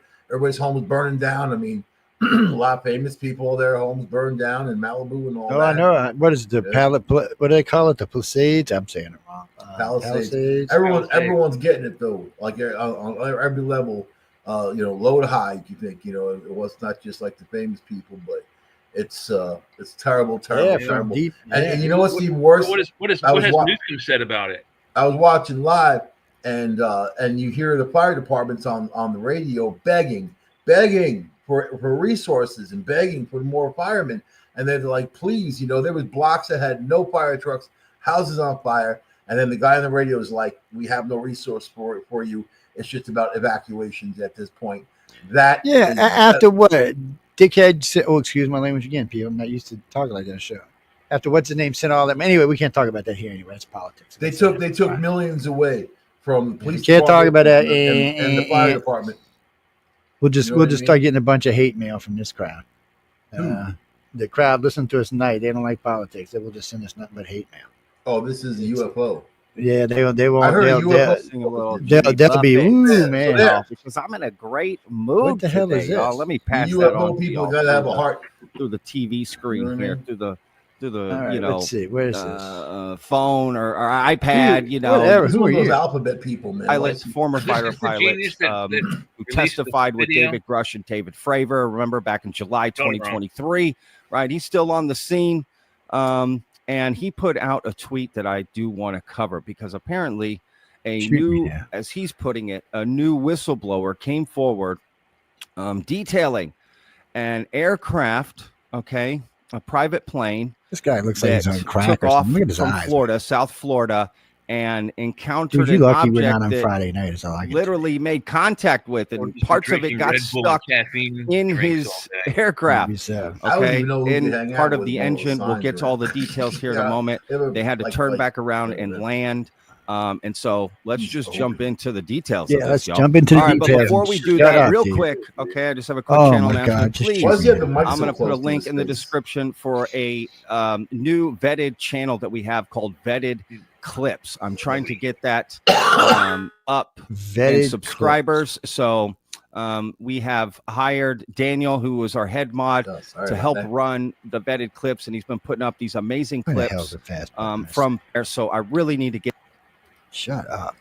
Yes, thank you. If you like pina coladas. Sorry, I told him to shut up. Well, I told him to shut up, and then went all the way back to the beginning. Anyway, who is that dude? I have no idea. Patrick the moron, apparently, is what it sounds like to me. And then it's going to go to commercial. What kind of BS is this, man? Well, if it's clickbait, let's go back to the video, man. No, I seen the airplane a minute ago. Look, there it is right there. See, there's the plane. For some reason, this idiot, though. Okay, let's go see it. Let's put it back. I would do a grain of salt when it comes 3, to guys 2, like 1, that, man. ready, Their go. information. I don't think he has any information. Okay, Ryan Graves. I don't know who this guy is. Blah, blah, blah, blah, blah, blah, blah. Thanks for... December 11th, approximately 27,000 feet. Yeah, it shows the plane in a little bit. There are indications that an unidentified object may have been a drone operate. Oh, come on, a drone, dude. You drove us through this freaking drone. A drone at 27,000 feet. Yeah, I don't think we have drones that aren't military that go that high. Drive better. Yeah, we got drones that'll fly that high, but we don't have. But not non-military ones. Yeah, not that something that's going to run into an airplane. That's for damn sure. Somebody be, let's see. I'll tell you about the consumer market, man. People can get whatever they want these days. So. Common objects because remember when we talked about these drones when they first started using drones? I said it's going to be a huge problem in the future, man. That was just a couple of years ago. Bang! Here we are. Well, we knew drones were going to be a pain in the ass. All right, enough of this guy. We're moving on. That's right. That's right, man. Come on, dude. Move on. We ain't got enough time to be playing. Back to the alphabet, people. That plane then has to divert back and land, make an emergency. It's not the kind of mic you need to landing, to shove in your mouth to talk. And when they it's check weird. The engine, they don't find any sort of because you don't know how to turn the they find metallic volume pieces up in the within mic. this, right? He's crazy. So look, we've got we some gotta more get up here like details this. Hey, on baby, this, how you and doing? Ryan Go answers home, some mama. questions. So the first comment asks, was there any debris from the metal object left in the plane that could undergo analysis to help determine the source? Thanks for everything you do. Ryan Graves. Yes. Well, a safe yeah, landing after an engine failure only is considered an accident if the cowling is damaged or puncture being substantial enough to of a substantial bond. Shut up. Went on Reddit under a different subreddit for flight tracking and whatever, and they were kind of looking at this, and someone had made a little video, screen recording. People write to this guy and tell him he's an idiot. And the object strikes, and they. I love this. This is one of the things I always tell people: if you're going to be a UFO chaser, you need to have this program. And according to the Aviation Safety Network, right here, which you can see, use Airport Monitor this too. object is being described. Flight Tracker's good. You know, a few of them good. Officially, right? And I think this is what Ryan was getting at. You know. According to this, the narrative is the aircraft struck a bird or UAS, and post-flight inspection revealed damage to the right engine cowling. Well, wait, what's a UAS? Right. And look, I found some pictures of the actual plane, okay, because they put the registration number of the plane. So I found the actual plane, and as you can see in this photo, right, this is the engine cowling they're talking about right here. Somewhere in this area, this, you know, an object went in and hit it. Which kind of helps you determine the size of it, right? Clearly, it didn't just take off the whole engine; it went inside, so it was small enough to fit. Oh wait, it got sucked up inside the engine. And well, I couldn't find the exact. Dude, do you have any idea? Look, do you have any idea what's going to happen? Something sucked up inside of an engin? Is 25 feet, so you know it's probably. I have no 10% of it. Probably, you know, three. All right, we're out of here. This guy's an idiot. I can't waste my time on idiots. I don't know where he lives, but he's an idiot. He's a New Yorker, man. He's New Yorkers are weird like that. Yeah. He's not. And people wonder why no one likes to report these kinds of things, because you have idiots like that who do this kind of ridiculous reporting. Takes away credibility from actual people who know what the hell they're everyone's credibility. But I don't think the idiot realized what he said. Oh, it went inside of it. So, okay, now let's be honest. If it went inside and managed to get out of it, it's probably some ET shit, because I don't know if we even got anything in the military that can do that. But most things, when it gets that close to turbines, getting sucked up, what's going to happen? It's going to hit the turbines. It's going to get shredded and shot out the back. Usually it will shut down the engine, may even cause the engine to explode. Usually it's a bird. Yeah, birds will shut down an engine. It won't usually cause them to explode, but it'll break the turbines and make them shut down. Or sometimes it'll send the turbines flying out the side of the engine. So I've seen that happen before. So just put this in perspective for y'all, ladies and gentlemen. Before we start any jet, and Air Force does this too, they still do this in civilian life. Before you start any jet, first thing you do is you have someone dive the ducts. So they get in the duct and they reach around, and they feel all around there just to make sure there's nothing the size of like a pea, because even a little bitty rock the size of a pea can shut that big ass engine down. And they say clear. Just get it in. Yeah, because it's spinning so fast. Yeah. So you know, you check them all, and then they have this thing called a huffer. You hook up to the side of it.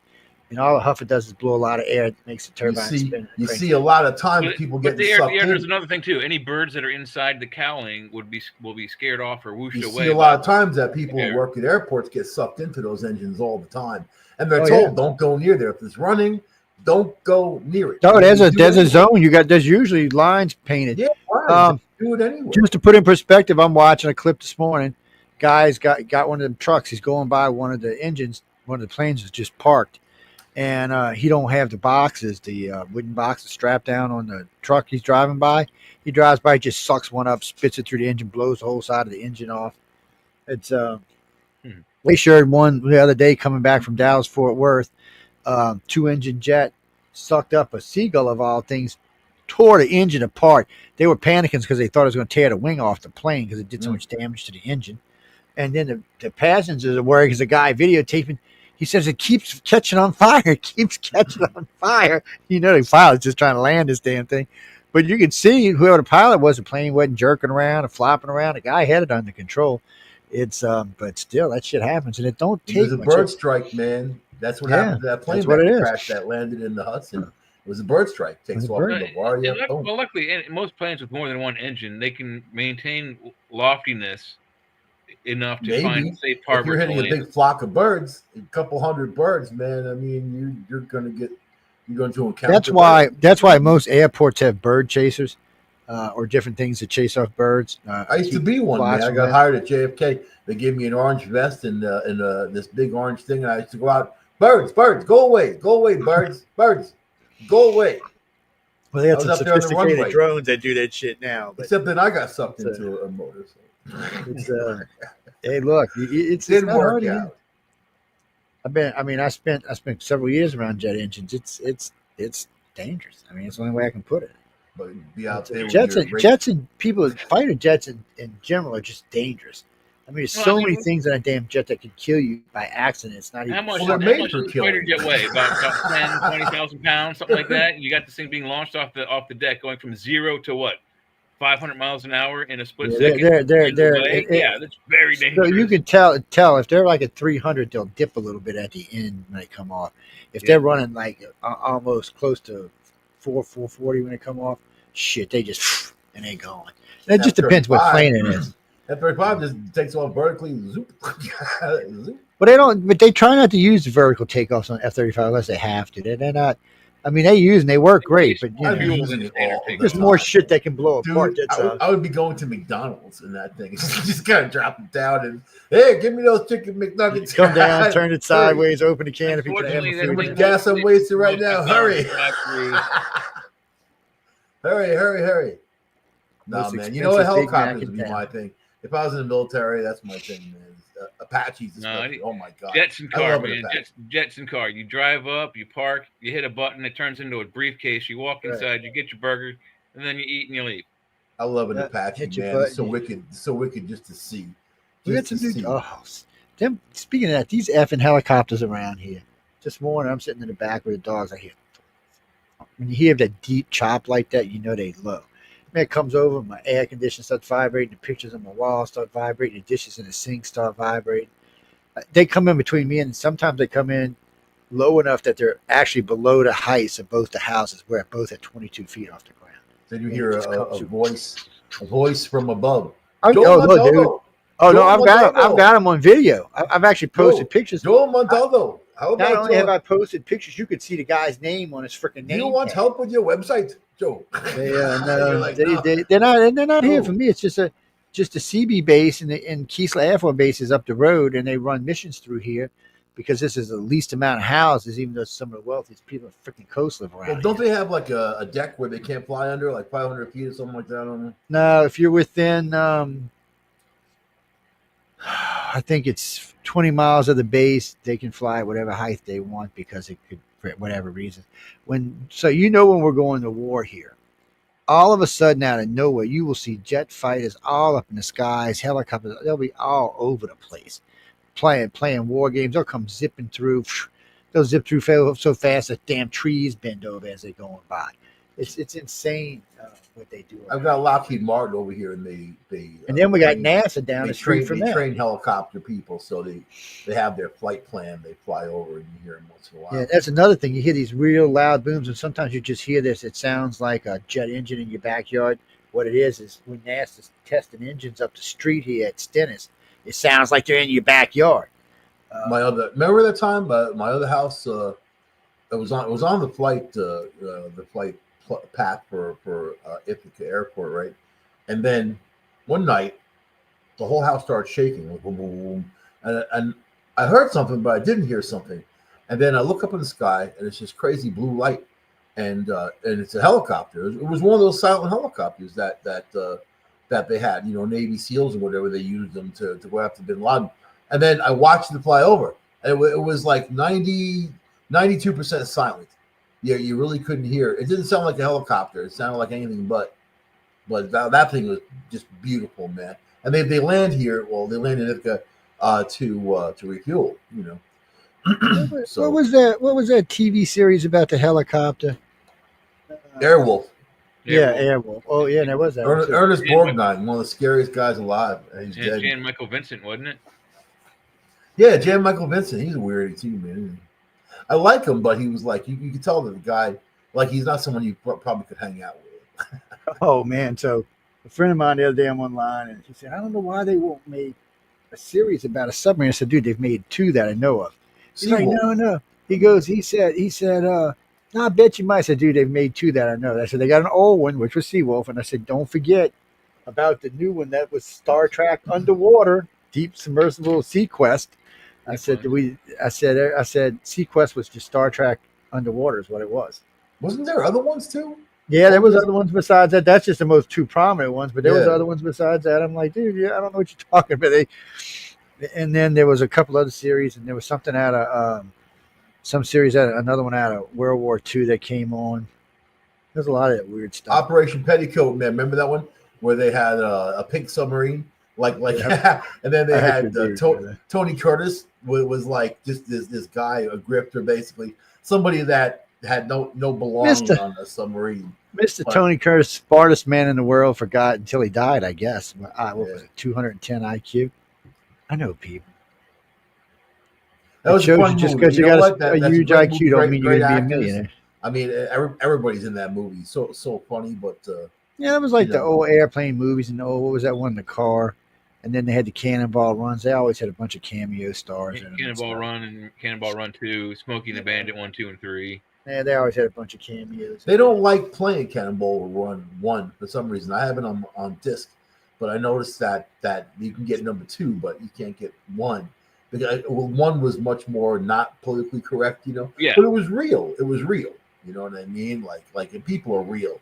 And yeah, the whole but politically correct thing is fake. You got an alcoholic doctor with a needle that he keeps injecting people with like at random. So I mean, it's Farrah Fawcett on top of that. Yeah, she's in there. I don't know. The movie was just a goofy movie. What are you talking about, Karen? Oh, that was. You know what was cool about it, dude?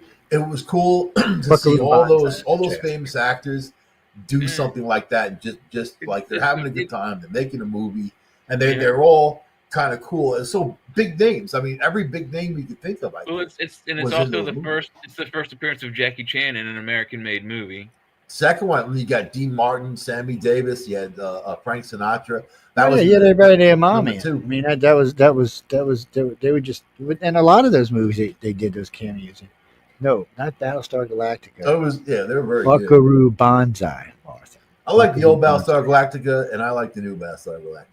Well, the new one, it's a good show, but the new one I can't say on this show what the new one can do. I watched for the girl. It was very predictable. It was first off, this first rule of sci-fi. If you break this rule of sci-fi, your series will never, ever be successful. If you're too stupid to realize you need comedy in sci-fi, get out to business. Because you know where you're wrong? You know where you're wrong?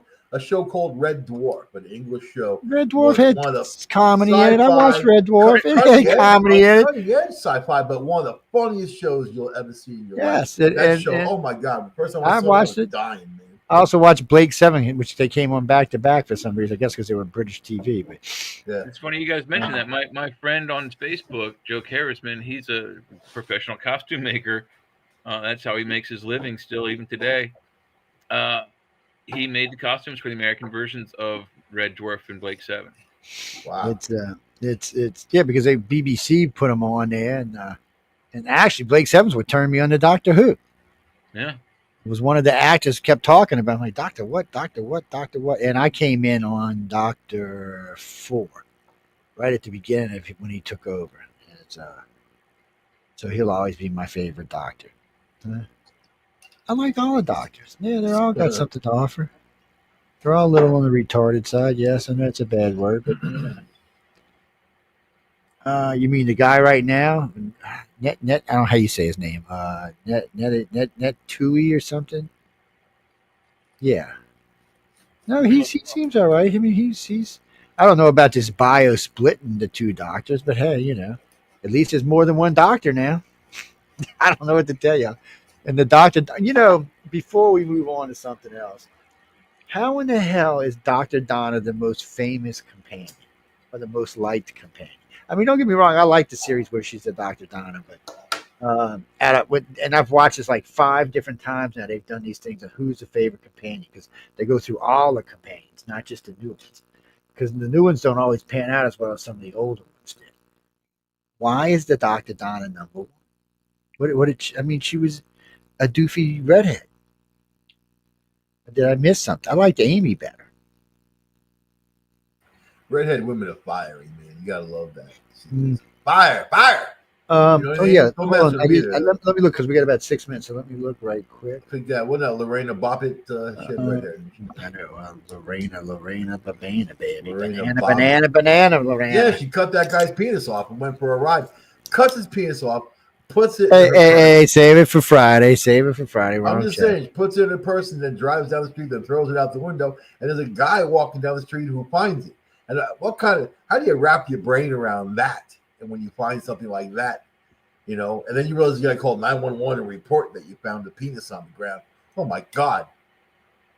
So yeah, Friday. You want to tune in? You want to hear all about that? Tune in on Friday. Okay. Yes, Jesse Curtis, you got it right. So in the books, okay, Planet of the Apes, the planet was not Earth. He was talking about it was a different planet. It was actually a planet of apes. It wasn't us that screwed up everything and it changed. It was actually a different world than this one. That's why I guess so many people who had read the book when they seen what's his name, Charleston Heston, is that his name? When he stood there, when he stood there and looked at the Statue of Liberty, everybody was kind of like, "Wait, what? It's supposed to be a different world."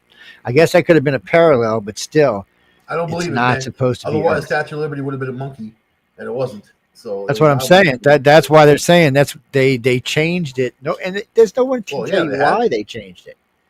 I don't know why they did that. Because it made it more impactful.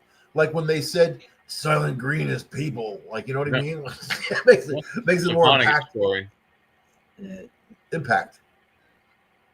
Especially Charlton Heston. No, Jesse. Soylent Green is a movie. You can go watch it. Yeah, it's a whole movie about how they take people and turn them into food. Actually, and I've decided that I'm going to watch what is it? Little green wafers, isn't it? Yeah, I've decided that I have to watch. Well, all the food is wafers. There's Soylent Red, Soylent Blue, and some people like one color versus another. But when Soylent Green comes out, everybody wants it because it's like readily available, but they don't know what it is until they find out. Again, it was Jesse Curtis, one from Miami, so I'll send you the book. I see you got your information over. So, Jesse, thanks for you.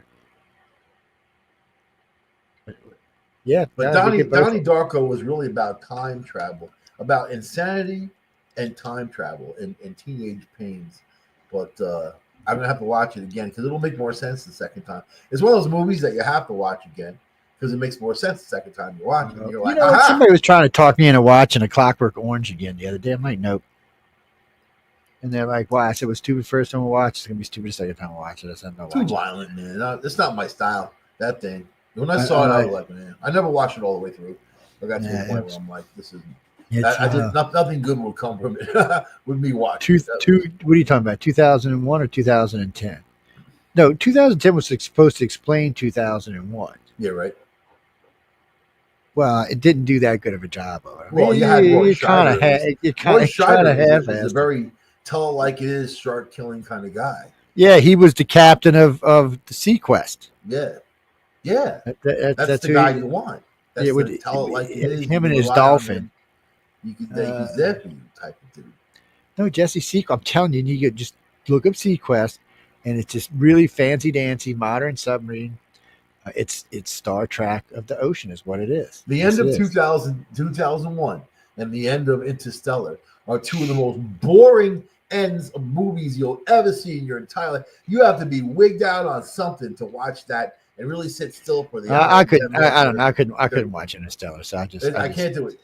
Can't do it, man. And 2001, I watched it one time. I think he's a great actor, but the end of Interstellar, the whole movie should never have been done. But the end of it, oh my God, it was horrible. No, it was horrible. Curtis, what series or TV show would I say best represents alien abduction? Ooh, that's. Well, I'll tell you this. Steven Spielberg's that miniseries he did, Taken. About half of that is probably real stuff in that series. Easily. That's why Jay and I were talking about it earlier. He was either an abductee or contactee himself, or he was really close to it. Or both. What about that video? Or both. It might be both. Alien? Paul Alien's just funny. It's he's what Paul's supposed to be. He's supposed to be J-Rod. That's who Paul's supposed to be. The guy who wrote it said that's who he is. It's J-Rod. Yeah. It's funny. If you don't know who J-Rod is, look it up, people. What about the alien on American? I don't believe it. There's a lot of stuff I don't believe in because the government does a lot of misinformation. It's easier to keep these stupid ufologists running around in circles, looking at stuff that just isn't. Because what I've learned since I've been doing this for 42 years is there's a progression. And if it's not inside that progression or following that progression, it's probably not real. It's probably disinformation. And there are a lot of people in the field that are disinformation people. There's a lot of famous people in the field that do disinformation. Yeah. Well, probably the most famous one you would know would be Doty. What's his name? Yeah. I can't remember his whole name now. But I can picture space. Yeah, but he was a big ufologist, and then one day he just came out and said he worked for the government. He was a disinformation agent. Yeah. Richard C. Doty. Richard Doty, and he's not the only one. There's other people out there that are just it's like so we'll talk about this real quick, but I know we're out of time. So I don't know how many of y'all are familiar with Rendlesham Forest case. Rendlesham is interesting because there's three different sets of witnesses. Yep. There's Larry Warren, who is a witness all to himself. Then there is Colonel Halt, and then there is James Pennison and what's the other guy? I can't remember the other guy's name, but anyway, it's those three sets of witnesses, plus some soldiers that were running around who had said something. So Larry talks about some of the stuff that happened to him in great detail. He gets into some of the things that happened to him. John Penniston and I can't remember the other guy's name. Anyway, their story turned into this big elaborate thing that the aliens had turned out to be time traveling and all kind of stuff. And Halt just says it was an event that happened, but now, or Halt at one point was leaning towards maybe he had been taken or something. But then he kind of leaned back to no, it was just some kind of thing that happened. Larry has no doubt that he was taken and that things went on. Jim Burroughs and John Penniston, that's the other two. Yeah. They were also people who worked there. They were also soldiers working at night. And they said all kind of stuff. And then as time went on, their stories got more advanced until they became time travelers. So anytime that story progresses like that, you know it's a lot. Yeah, because a lot of things, they were put under a lot of questioning right after this happened. And we're not talking about just from ufologists. They were questioned by U.S. military interrogators. So the stories when people's stories fine tune over time. It's one thing if it's unfolding in their mind, they remember more about the experience. It's another thing if they have time to put stories together and make it add details. Think about this: all of these U.S. officers were overseas on British territory on a base lent to us by our friends. So guarantee you those men were not questioned by military intelligence. They were questioned by the CIA, bare minimum. Men in Black, baby. They were seriously questioned. They were held for a while and seriously questioned. I wouldn't even call it questioned, Joe. I would say interrogated. Well, that's what I said in the beginning. Was interrogated. Yeah. That's what originally said was interrogation. They were done by military interrogators. They really think that whatever went on because first they tried to say it was a what light lighthouse. Yeah. Lighthouse. I was going to say outhouse. Sorry, guys. Well, they were going to say it was a lighthouse light, and then they said they found tripod markings where it landed, and then one of them said they seen it and they landed and it touched it. But anyway, we don't have enough time to get into all the stories. But eventually, Hulk just got angry. John and Jim, they both just got off in Fairyland, and Larry just got off and let me make some money land. And all right, I want to talk about something really serious right now before 2 seconds, man. So Mark Hamill as Luke Skywalker, who was thinking about that, and why the hell they do it? And every time I see him, I'm like, you know what? They could have had Patrick Swayze. Imagine a Patrick Swayze Luke Skywalker. Patrick was too old. No. He was just in that same age range. He got the look. He's got the body. He's a martial artist, man. He would have excelled. He's a serious. Patrick got his youngest Mark Hamill's look a 20. whiny little turd. Man. I agree with you. I agree with you. But they needed somebody. Power converters. Yeah, that's not Anakin Skywalker's son.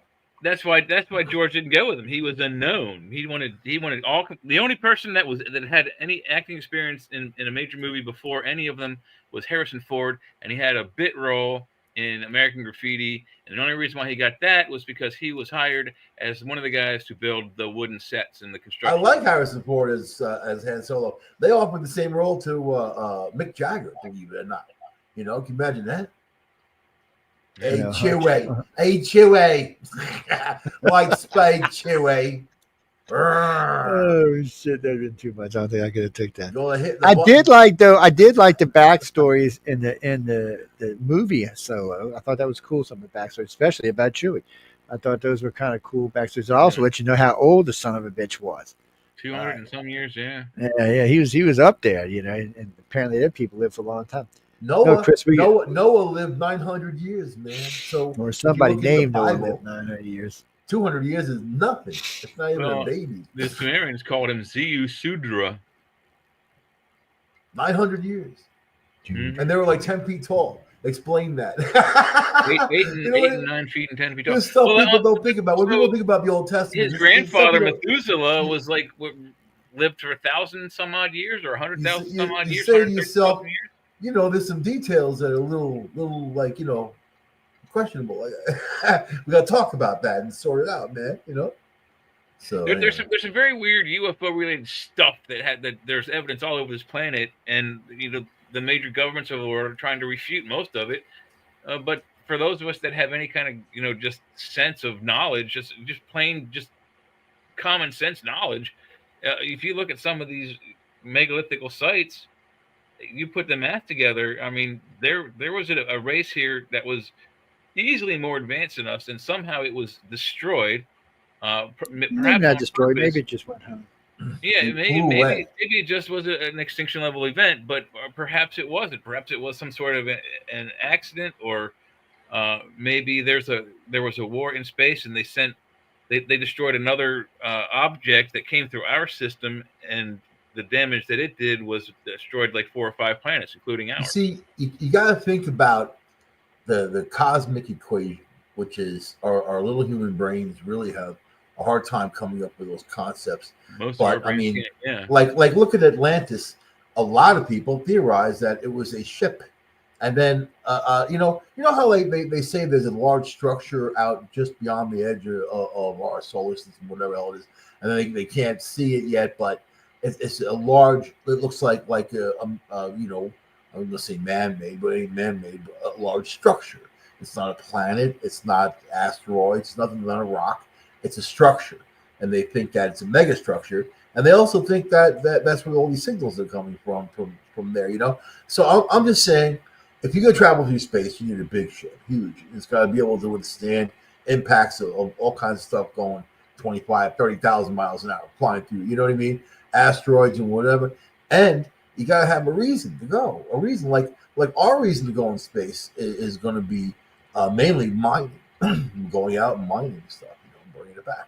And but I mean, what else is going to come from it? These are going to be pleasure cruises and whatever. Yeah.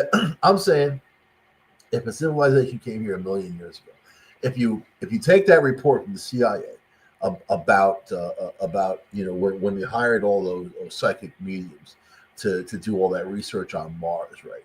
And then they came upon the conclusion that a bunch of people got into a ship because their civilization on Mars was failing. You know, those people on Mars were described as being so tall, 10 to 12 feet tall, and then living a long age. But this was the remote viewing that the CIA did. You can find it online. It's a declassified report. The CIA doesn't dispute it. So, and you can read it and get what you get out of it. But it's an agent handing an envelope to the medium with coordinates in it, and then they're saying what they see. You know, it's not even like you go to the Sidonia, you're going to go to this or that place, just an envelope with numbers.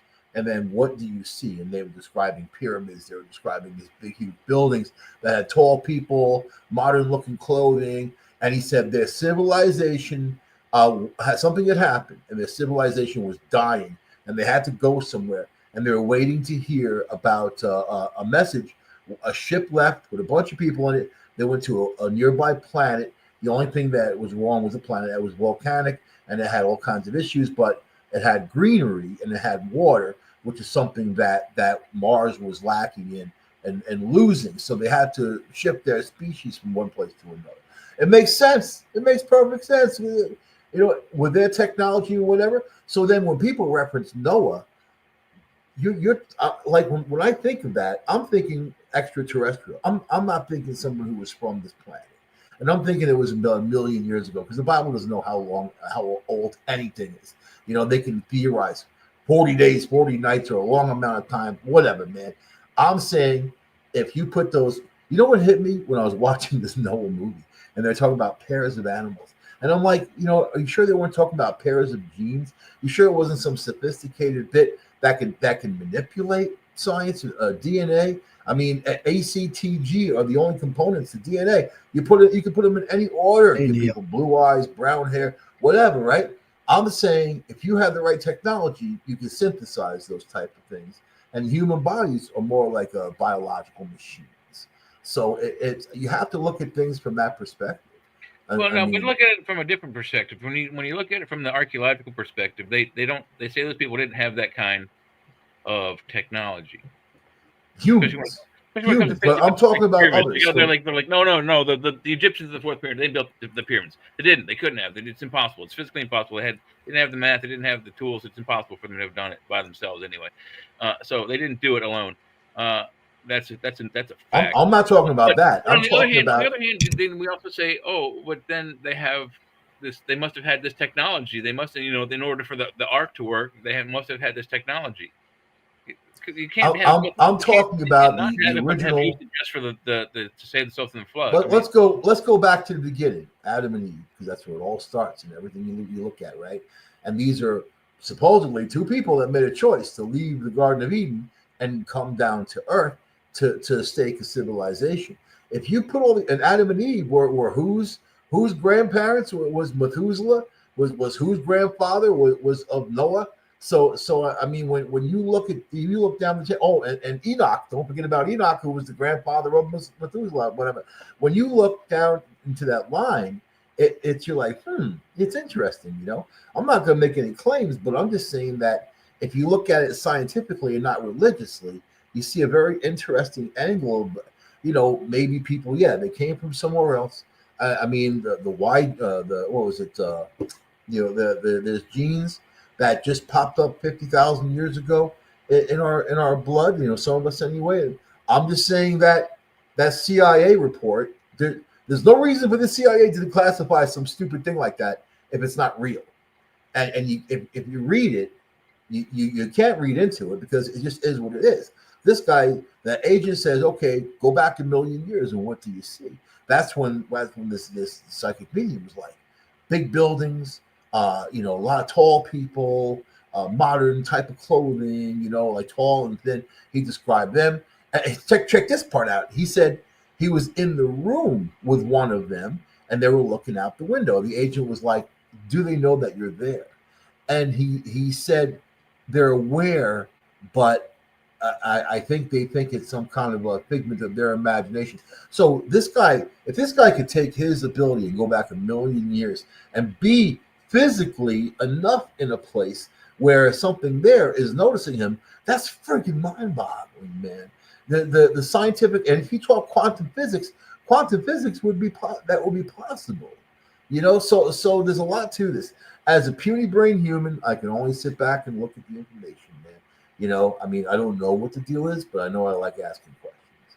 That's all. And I know the CIA, they do what they do, man. They had no reason. That was Operation Stargate. That was part of that. And they had no reason at all to release that information other than to release it and let people know, you know, of what those findings are. I don't know. It's interesting, right? Everybody should read it. It's interesting reading. Even if they think it's real, by releasing it, have they damaged the reality of it, or did Did they release it because yeah, they know it's real, but it's not what we think it is? Originally, they hired these mediums to it was about Russia. It was about sneaking into their room, their secrets. Russia was doing it to us, so we were doing that's what Stargate was all about initially. Was looking for information. Then they started using them to map out places like the dark side of the moon. At that point, it was still early in the days before we hadn't even been there. Then years later, the program advanced, and then they started doing Mars, the Mars Project. So I mean, as far as just reading it, if you don't have to believe in it, it's nothing paranormal about it. I think it's history is what it is. I think it's history, and it's a display of history, something that we have a very early concept of. Probably a lot of people can't process the information, but I think and those mediums were very well known. They weren't bullshitters, they weren't like people just out there to tell stories. They were hired, paid by the CIA. I don't think the CIA is going to run out and just get to every Merv Griffin psychic that was out there, back in the early 70s at least. Think about the concept. This is a very serious. I mean, I've done government work, man. I've been a government contractor. When it's not like politicians who can just be what they are. When you work in the government, it's all by the numbers, and it's it's got to be factual, and you got to show your work too. It's not like the private sector where you can go screw off as a scientist. You got to show your work. You got to show you're doing something. But this is the CIA. It's a fascinating bit of back and forth between them, and it just goes to show you that there's questions that need to be asked. And I think that we know there was a history, but if you go back a million years, it's a long time. We're just puny humans. We've only been here for a short time. Yeah. Any civilization that was for your puny human self, man. Listen to the Native Americans who say we came from the Star People. The Star People. Navajo say Star People. I'll be here for 100 million years. I can't speak for you. And they came from the outside of John's house? Hold on, let me get back where I can see y'all for a minute. Where did I lose? Well, the Native Americans say 75,000 years ago is when they showed up. Okay. That was their history. Yeah, this is right out front from where they are right now. This is in this is, I believe, at Author Services downtown LA. This is one of the places we hang out during the Writers of the Future thing. Writers of the Future. This is Runyon Canyon right now. It's tragic, man. This is live. Tragic. Half a mile, quarter mile from us here in Hollywood. My prayers go for those people there. Animals too. Think about the people who left their animals behind. Oh yeah, and the wild animals it's too. Right by the Hollywood sign. Animals. He's done the big burst, so it's just getting ready to go over the hill right now. No resources, and they ran out of water up there. They ran out of water. They're right on the edge of the ditch. This is separate from the ones that were going last night. So this is brand new, just started a few minutes ago. 70 to 100 mile an hour. Makes me wonder how many, if anybody's setting these. I mean, 2 people did 1,000 of these have been set. I mean, 1,000 of these, 1,000 structures have been destroyed already. Yeah, I wouldn't be surprised. That's courtesy of John Goodwin, ladies and gentlemen. He's a friend of mine. He's in LA at the moment. Wouldn't be surprised. You know what? I wouldn't be surprised, man. But when you cut fire budgets by tens of millions of dollars like they did in LA, you don't have any resources. You don't have the money for it. Yes, and we'll be talking about that on to hear them on the scanner begging for resources, man. Yes. And the guy just saying, "Sorry, we don't have them." Actually, Frank, we'll be talking about that on Friday. Come on by and check us out. Friday, baby. We'll be the fire might still be going on Friday, as far as we know. It could well be. I mean, if they've run out of resources, I mean, there was a news story this morning where they're just screaming and crying for resources. So where the hell's the military? How come the military doesn't swoop in with the big planes? I know they got some aircraft up. Guard even can't they? The National Guard usually has some kind of resources. I know they've got some aircraft up, that they're doing, but nothing like they should be. I mean, No, I've seen a couple of them dropping water. Nothing what you would expect to see with a city burning. Incredible, man. I mean, you would think that. And you got that. You got Army, planes Navy. in wind, man. It's like a blast furnace. I mean, do you know how many tankers they could bring to bear in this if they really wanted to? I'm confused why Joe Biden got on television. All right, out there, people, let's get our tankers together. Let's go put that fire out in Los Angeles. I mean, shit, they got a whole ocean out there to scoop water out of. Yeah. How do you run out of water? You're right on the ocean. I mean, run some hoses, people. You know what pumps are. I mean, come on. And hell, some of the fires are along the ocean as it is. I don't know. And most fire departments are equipped with at least one of these kinds of piece of equipment called a pumper. Some of them see, down where I live, tankers and pumpers. So I don't live in a neighborhood where they have fire extinguishers. One of the reasons my insurance is higher, but I do live on the water. So 25 feet from my house is they would drop a filter hose out there. Swamp though, you end up with an alligator being spit at that. That's okay. It's still got lots of water in it, so they can put out any fires they need to. So, and they told me if I built a hookup for it, they would even deduct 20% off my insurance. I said, well, that's cool. It's just basically a pole going into the water with a screen on the bottom and a hook on the top. Yeah, so you don't draw up any alligators or turtles and.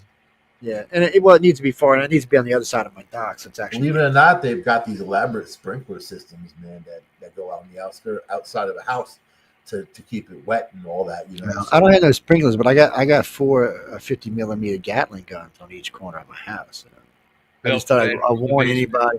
They're for UFOs, people. That's what they're for. They're for unidentified flying objects. You would shoot little ET, man. He's coming there with little. Shit, I took out a herd of drones. You'd have thought the damn. There's like no drones allowed on this property. You're thinking he's like in the Aliens movie. And I don't even have the noisy kind either. I got the new Gatling guns. We don't know. Our government doesn't think we're old enough to know the secret, so they won't tell us. So first alien lands. The government don't know the secret. That's why they're asking us. First alien lands for contact, and Joe shoots him in the head. That's right. I'm telling you, man, I would barbecue Bigfoot tomorrow. Bigfoot barbecue. That's a great. I would barbecue his ass tomorrow, man. It would be barbecue. Bigfoot. You gotta clean them first. I mean, they're pretty hairy and gross. I can't imagine they smell anything decent. I think most encounters are bears. Actually, whatever. They smell pretty bad, dude. I mean, it's bears smell pretty bad too. They smell a bear. No, it's nothing like a bear. Have you ever smelled the bear, dude? Yes, I have. I've smelled them both. The difference is that this one smells of Bigfoot smells of musk, skunk, not skunk like the skunk animal, like that spray smells exactly like that. Feces, body odor, basement odor, and body. I think we need to come out. I think we need to come out with a cologne. Every nasty smell you can think of, all combined into one. We gotta do it, man. UPRN sponsors Bigfoot cologne. Oh my god! Let the beast come out of you. Dude, honestly, I describe it as a smell that will knock you down. So it is that bad. You have a commercial. This chick's like, "Oh my god, what are you wearing?" You're like, "Hey, baby, savagery. Let's go, Bigfoot cologne." Sasquatch number 9. I don't know nothing. I don't know nothing. Sasquatch number 9. Size 15s, I said. Let's go. Bigfoot cologne. Oh, have the commercial. You smell that? In the club. Bigfoot dance in the club. I think we have finally digressed. I know we're getting ready. We're getting ready to close that. Yeah. Then you have a Gillette commercial for Bigfoot, right? Like, oh my god, can you imagine? Shave him up. And he's like this really handsome guy. Look, he looks like a Ben Affleck. Imagine the shaving system you can sell with a Bigfoot, mascot. Man, well, they got that clone. They swear that works off of pheromones. Yeah, you could do one of those. They've been advertising those for years. Yeah, are there any real ones out there or not? Well, that doesn't get women. Women, I mean, like if someone likes your but they was warning. They say don't put this on, otherwise girls will flock to you. And it's just like that's exactly the opposite of what's going to happen. But really, cologne covers your pheromones up, so it kind of blocks the process. Because because chemically you could be really into someone. I've had relationships where I was really into someone, and it was just that whole chemical type of animalism, like rah, like a Bigfoot. but not like a Bigfoot. I was the Bigfoot in that relationship. Yep, I was never around and hard to find. There. I think I saw him. You see Michael? I think I saw him at the supermarket. You want to be everywhere. I am everywhere you want to be. Yeah, right. Okie dokie. All right, we're getting. I know it's cold up here in Yonder Land. It's like freaking cold everywhere outside. Right now, I think it's cold everywhere in the United States. Cold and windy. Hey Google, what's the temperature? The current temperature in Waynesboro is 21 degrees. Beat that. Mike. The current temperature in Waynesboro is 21 degrees. All right, thank you. What do you got, Mike? 19, 20? 14 over here. You're 14? Wow. We're going to get 17 tonight. So you're probably going to be down in the single digits. We've already been below zero here, so it's been cold. It's been consistently cold. Below freezing sucks. I mean, below zero sucks. This sucks. This when it's 14, it just sucks, I mean, even like if it snows or whatever, when it's like 14, like the road salt doesn't work when it's under 16 degrees. So it becomes like just this whole huge thing. I don't go anywhere anyway, but I have a Jeep, so I go right through. It doesn't matter, but other people don't. So they crash into you type of thing. And the hills around, a lot of hills around here, man. And they don't plow the roads all that great. Everybody's budgets got cut. They need to cut budgets to pay for people that don't belong. You know what I mean? Like, whatever, man.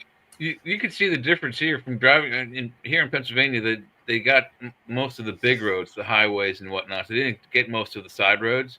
Yeah. But how much snow did you get? But somehow Hagerstown, Maryland, got all of their side roads. You know why? Yeah. Recreational marijuana tax. How much snow did you get? We got about 18 inches. Woo! Yeah. That's what she said. Maybe you know what? Maybe it was probably closer to 2 feet, and then but it was powdery, and then once it settled down, it was more like 18 inches. I think it was powdery. You go out there with because it was so cold, it came down very powdery. Yeah, and then over the next day, it turned into just like an 18-inch slush. We got nothing. It was just wind. That's all. Just wind. You got lucky then. Yeah, I could do without it. I keep thinking, like, where can I live where I'm not going to deal with this? You little sissies. This is going to be like -8 here, man. Bunch of little sissies. And I'm from the South. 80. Oh, yeah. If you had 1 inch of snow, you'd be crying. You'd be like, I can drive in snow. I was in Savannah on the 2 or 3 occasions when it snowed more than an inch, and I saw what it did to the. I mean, it locked. We're not even going to get in. We ain't got time for that. But look, people crash. If anybody in the South listening tonight, because I know it's going to snow like a banjo over the next couple of days, so listen. Don't drive. If you've never driven in snow, don't drive. And if you food, have to, home. for any reason, remember, you don't drive to the stop sign and stop. You start stopping before you get to the stop sign. Understand? Because if you don't, your ass is going to go shh. And don't stomp on it.